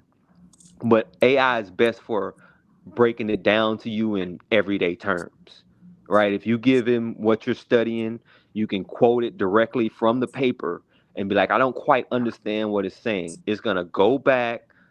Either you can give it the whole file, it will read the paper for you and break it down for you, or it'll specifically highlight that area and break down to you what it's saying based on a bunch of other papers about the same thing. And I think that's very good in learning and helping you learn at accelerated rate, but it will never replace actually reading the articles and understanding the terminology and lingo of the scholars. All right. And you said that was called phylogenetic tree, Yeah, the hypogenetic. Y chromosome phylogenetic tree. It'll show you everything from, the most recent common ancestor of all Ys, all the way down to, haplogroup E1B1A, uh, and all pretty much every haplogroup that exists you can find there. And that's good too for And like I said, the letters are just used because you normally get letters and then you get numbers after it at the number as to identify the mutations and stuff like that. So it's fairly simple. Everything that has a D in it descends from haplogroup D. Everything that has an E in it descends from haplogroup E. D and E have a shared YAP mutation, which shows that they are brother haplogroups. CF, I believe they had, I believe I told it was the P153, I believe, mutation that yeah. shows that they are aligned with each other. The hard part comes with F because everything else is pretty straightforward. If it's A is A, if it's B is B, if it's D is D, if it's E is E, if it's C is C. But F branches off into, I think, like 10 or 15 different letters. So it gets complicated. But long as you know it tracks back to CF, and CF represents the Eurasian lineages or the migration patterns of the descendants of Japheth, you'll be able to keep it all, in line. All praises. Can you hear me, Brother James? Brother James, can you hear me? I don't think he can. Can you hear me, James? Giants, can you Yeah, I hear hear you me? right now. All right.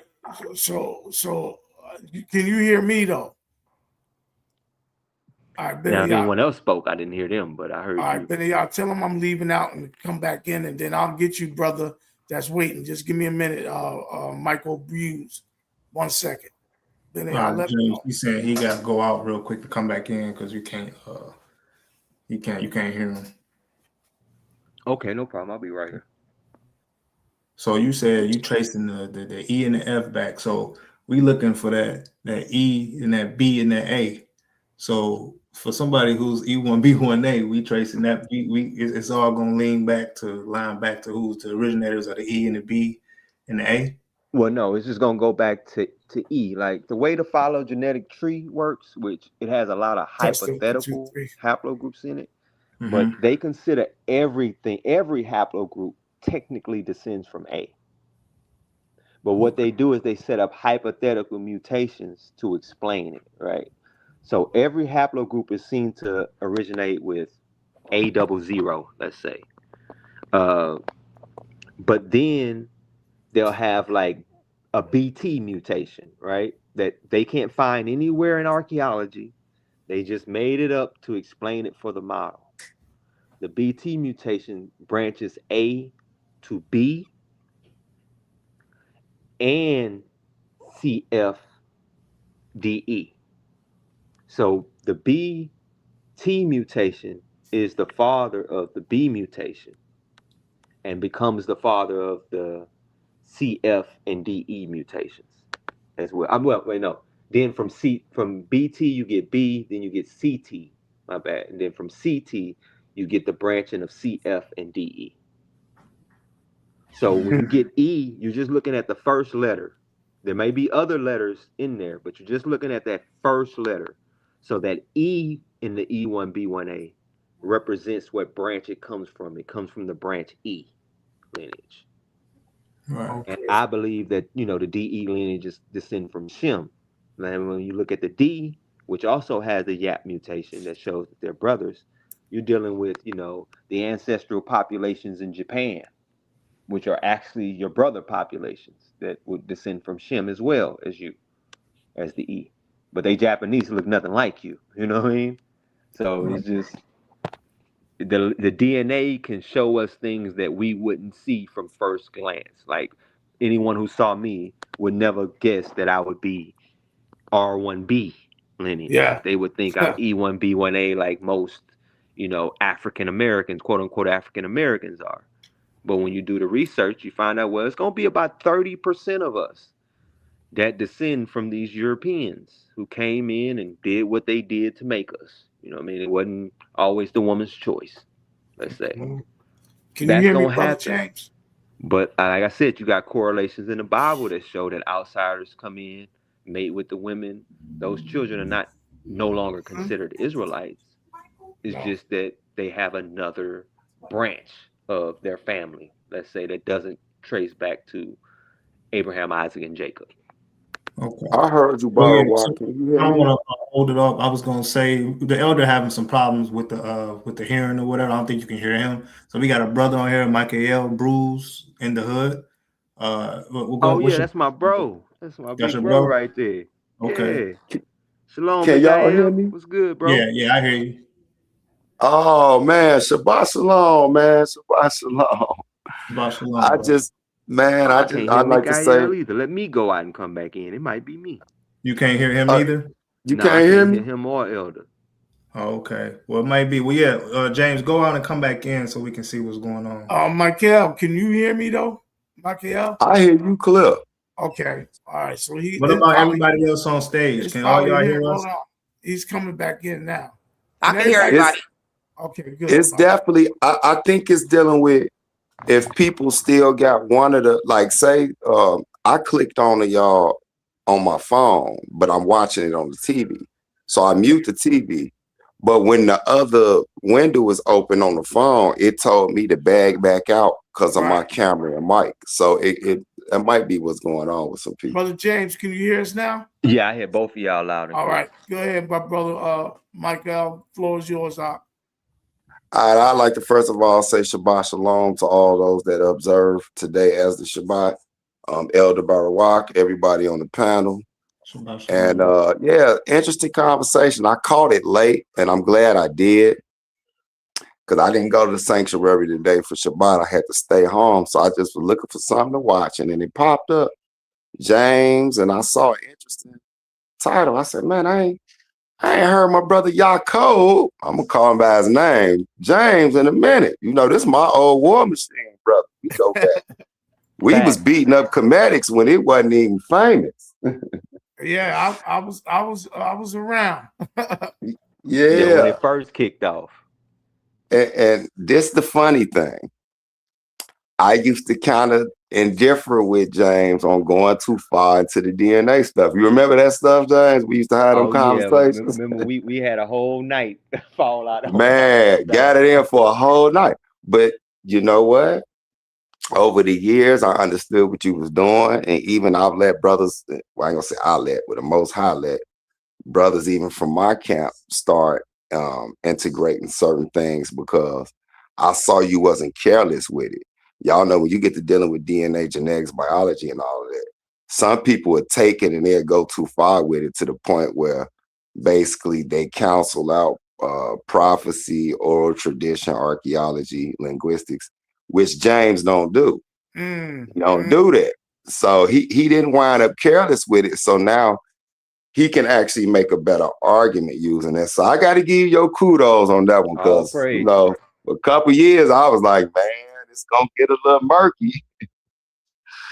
But I do want to say this because I know y'all ain't got that much time left, and I tuned in like the last 35 minutes. But I'm sub to you now, Elder Barak. So Elder Barak. So I will definitely be checking the channel out more. I saw our brother mention, I don't know if he said, because it went kind of fast, but I don't know if he said Pangea or Peleg, but I knew what he was talking about. He said Pangea. Okay.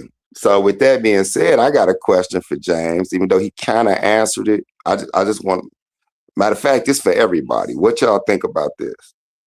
I got my own theory as far as I would go more the Peleg stage. I think it's in Genesis 11, right? It's Genesis 9 or Genesis 11, but it's after the table of nations, I believe, in Genesis 10, where it talk about where the land separated during Peleg, right? And there's people who say Peleg and Pangea is the same thing. They just coming from two different cultural aspects. That could be true. I don't know. But here's my thing.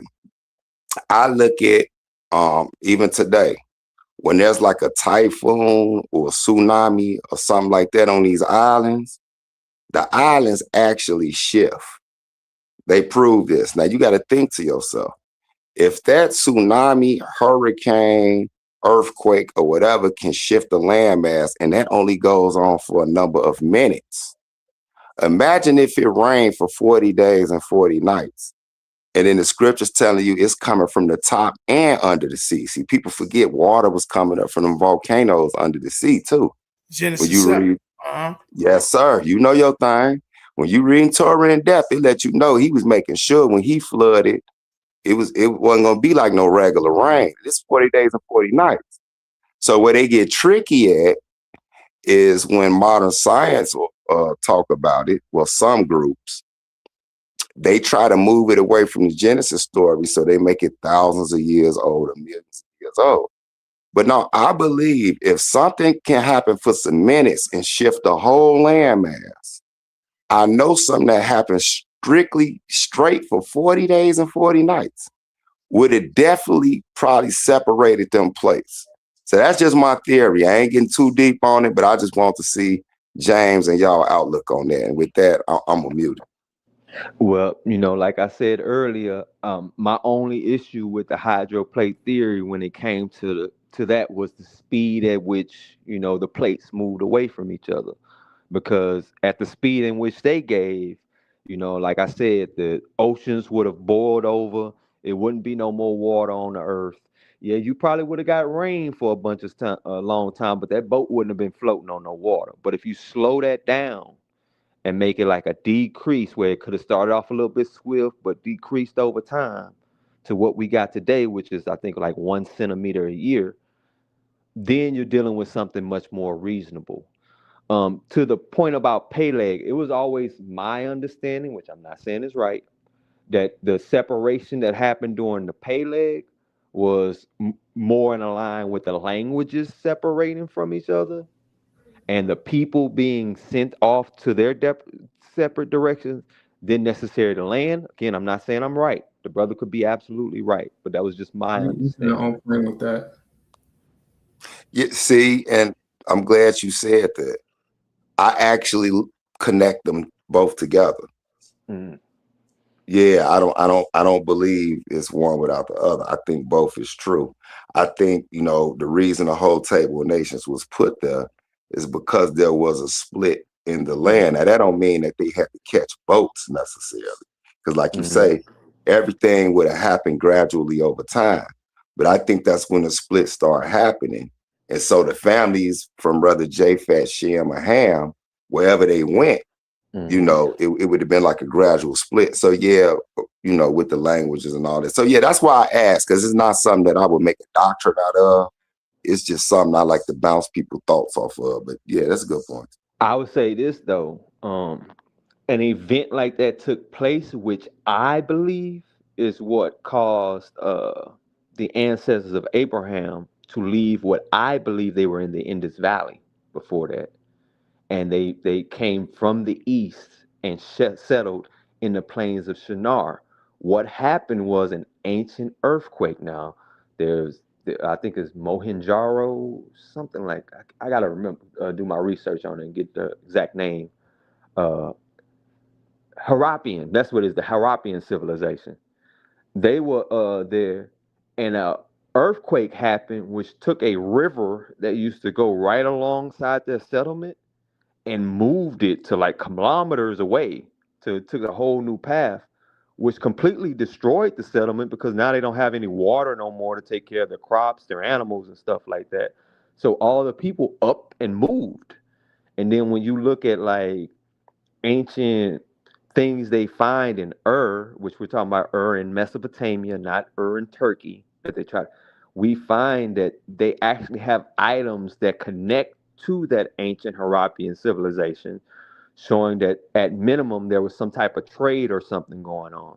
So if an event took place like that, which moved the river far away, it makes sense why people would come down into the Tigris Euphrates Valley, where it's lush land and stuff, and set up and start building towns. I do think that is connected back to the Peleg conversation, though. I will say that. Okay, cool. I take that. I just like to say that's just confirmation, bro. I wish I'd have seen you at the Hebrew thing, man, in Atlanta. They just had a little while ago, man. I went, seen all type of brothers, man, but even Ron Divine Prospect was there. We got it in, man. So I think we need to get back together. All praises. Yeah, we need to get back together and start sharpening iron, man. Bounce these conversations off each other because it is time for knowledge to increase. So with that, I say shalom, y'all. All Yeah, all praise, praises. bro. Well, all praises. Great question too. And just to piggyback off some of that I was hearing, I agree too. We all know that over 70% of the earth is water. So, and the children of Israel at that time, they walked into Egypt, and now it's separated with water, whether it was man-made or whatever. But the Pangea and Peleg, to me, will be similar as well. But just let's look at what this happened with Nepal, right? Everybody talking about that, and I watch a lot of Yeah. news channels out in the country. I watch CNN, but I got a Fire Stick where I can watch news in every country and every state. And they were talking about a little bit what you just mentioned, brother, about the earth shifted a little bit because of that catastrophe that took place. And man, if you seen that building that was up and the way it crushed that building, the water, how powerful it was, why wouldn't it be able to shift the earth? Just hypothetically thinking, Hey, so facts, because water is the most powerful natural most force powerful It element definitely that we is. deal with day on the to day. earth. Most Most It powerful. definitely. definitely is. Cause think about it. Even when the world rulers wanted to come up with the best way to destroy a multitude of people, before they use a nuclear bomb, what they use? The hydrogen bomb. Mm-hmm. Because water is just like, yeah, it's a force to be reckoned with. So yeah, Yeah, I agree, and that's a good they point. put bombs up under the earth for stuff, tsunamis to happen. That's what they say. Is science talks about that. Some history that took place. But yeah, no doubt. Great question, man. Great live. All right, y'all. I got this one last question before I let you go, James. Okay. Do you remember when Gorilla Hebrew did a debate on Sinetta and he showed his DNA? Do you remember that taking place? Yeah, well, he was debating Garfield. Yeah. Now, my question to you, because people arguing saying that's not true, and it is true. When he showed his DNA, did he show that of an Israelite DNA, or is it true that he had a European DNA as well? And it's His the Y reason why I'm asking that. Go ahead. his Y marker, like mine, is R1B. That is European. That's There's what I no way thought. I said around it. that, And and I his want to make sure. issue becomes now you have a European father and a European mother, and you run around all day calling European devils. That's Like what I wanted to talk about. because now you can't. It's hard for you to attach yourself to the African American community directly. Like if anybody who didn't know you, never saw you at all, looked at your haplogroup, they would just think you were a Caucasian male. Mm, mm. With mine, they're gonna at least see that L3 F1B1 and be like, well, his mama is black. Like, Right. they might think, well, his dad might be white, but no, they're gonna see that L1B and say, nah, his mama's uh black, so they're gonna know it's some mixed ancestry there. With his, it just looks purely European until you look at the alleles and the mixing, and then you'll probably see some West African pop up and some African and Mm-hmm. stuff like that. Mm-hmm. Mm-hmm. This is why I brought it up, because I wanted the audience to hear that, because we have a tendency, as Israelites, to say who is and who ain't, and Mm-hmm. pointing a finger. And I know we look at stuff that's melanated as well, and look at you, perfect example. Y'all seen pictures of James? He's telling you he has an R1 marker, and so we have to be careful, because some of us right in here might be Hamites. I mean, I know I'm not, because my DNA is right on my YouTube channel, and I Mm-hmm. redid it. And what I want to say last is my mother's L marker was unique, and I'm gonna show it to you, James, when we get time. I redid the presentation on it. He Okay. said it was very unusual in the region that it came from, and he did the presentation. I can't remember everything he said, but then he had me go on to CR Genetics, right? Mm-hmm. And ask these questions to them, because that's who did my DNA. I did Okay. 23andMe and CRI Genetics. So I really had me go on and ask specific questions so he can get better understanding of the L marker that she had. And he said in the presentation it was kind of rare. I don't know exactly the language or whatever. So when we get time, I'll show that to you. Okay. You But got me interested. yeah. But so I thank everybody for coming in. Just a few announcements.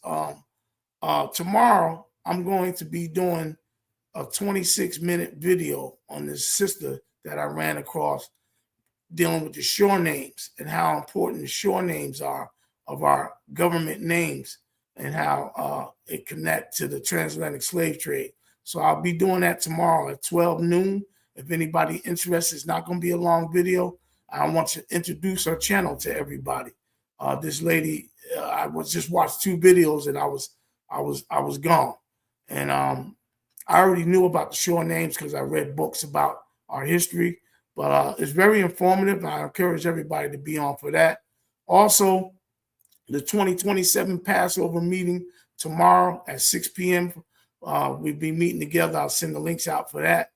Again, Brother James, I appreciate you coming on. Please let me know when you want to reschedule. I can always work around your schedule, and you let me know whatever works for you, and we'll get you back on. And everybody else who didn't ask questions, you had all the time in the world to ask them, and hopefully y'all can get them the next time. And Brother Michael, welcome, man, and we invite you back too, my brother. We just do a lot of teaching on history, language, and culture.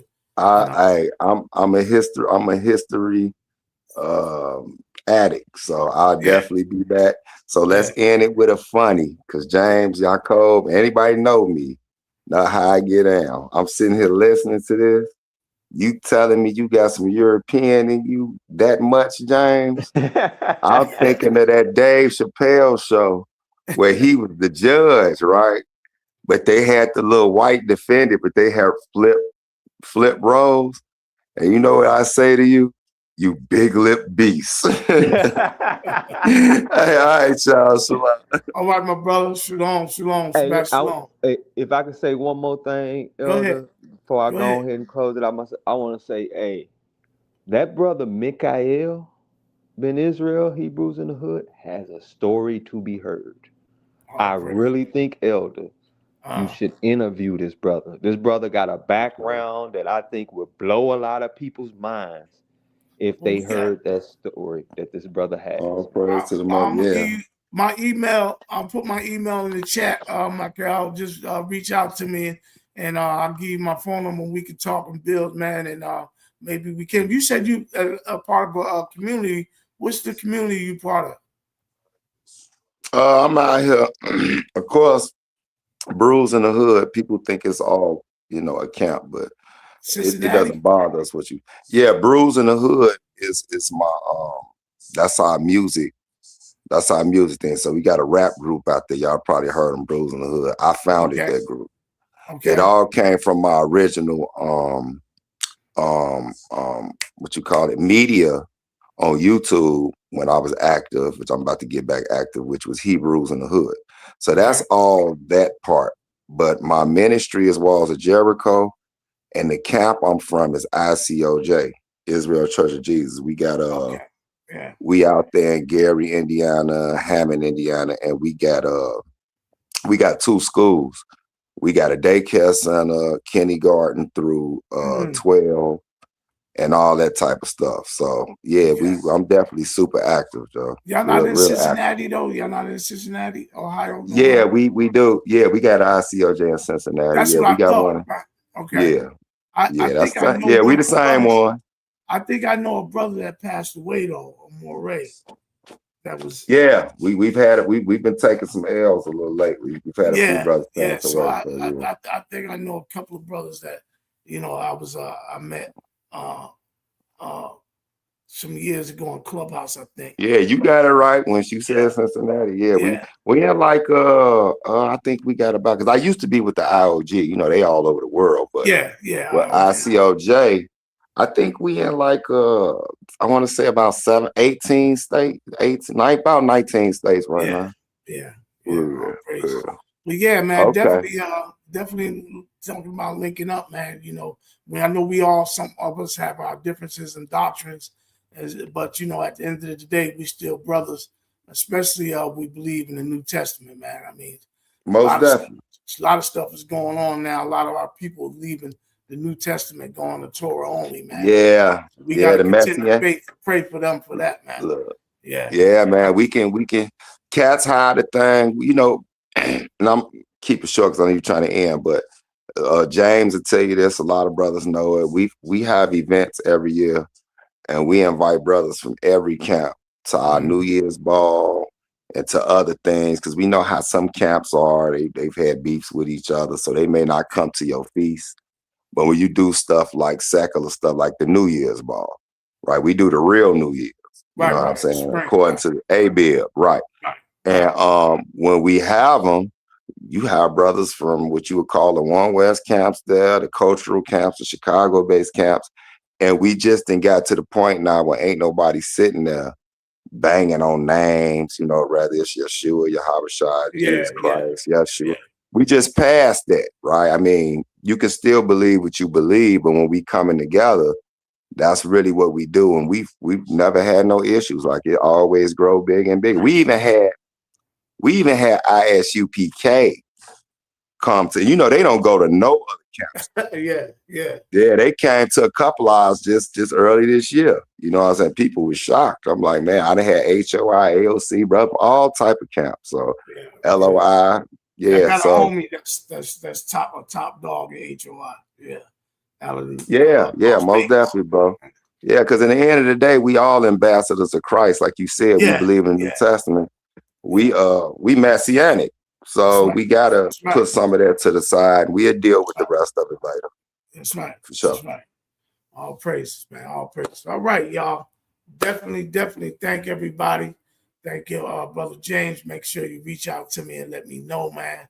And most definitely. Definitely, man. I appreciate it. Man, this was big for me, man, because I've been telling people so much about you, and and people got a chance to get a whiff of you now.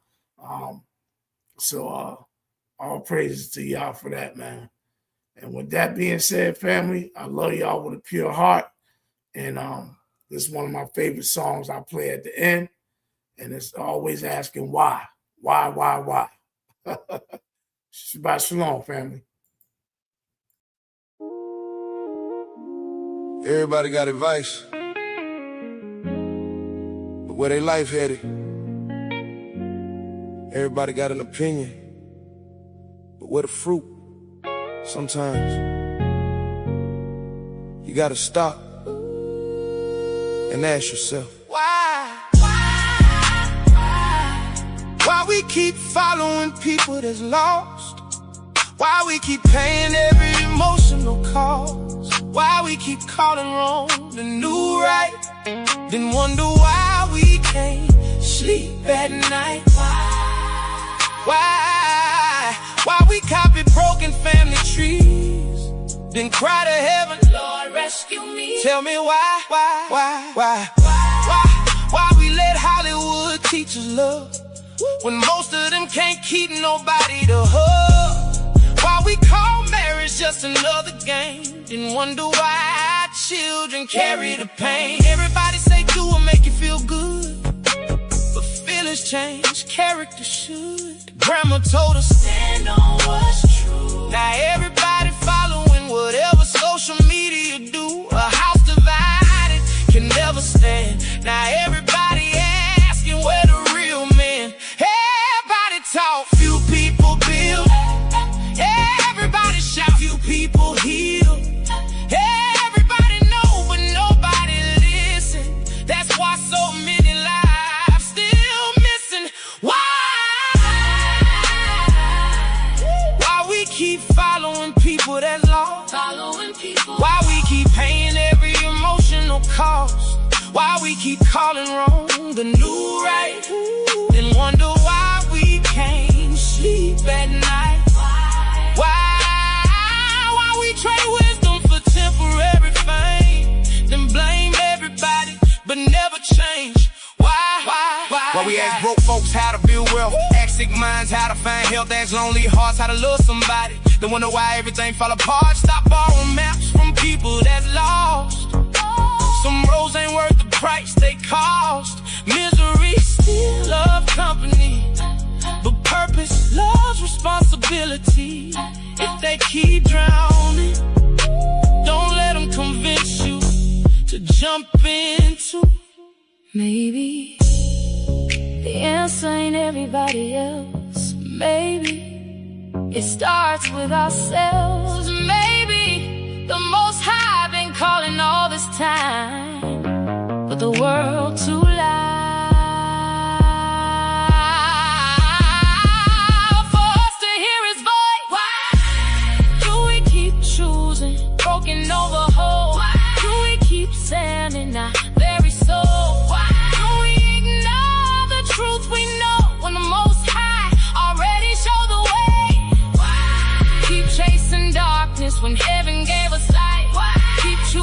confusion instead of what's right. One decision, one generation can change everything. Don't ask, why is the world like this? Ask, What am I willing to change? because When one righteous man, one righteous woman, one righteous family chooses another path, generations, change, why? or why not choose better?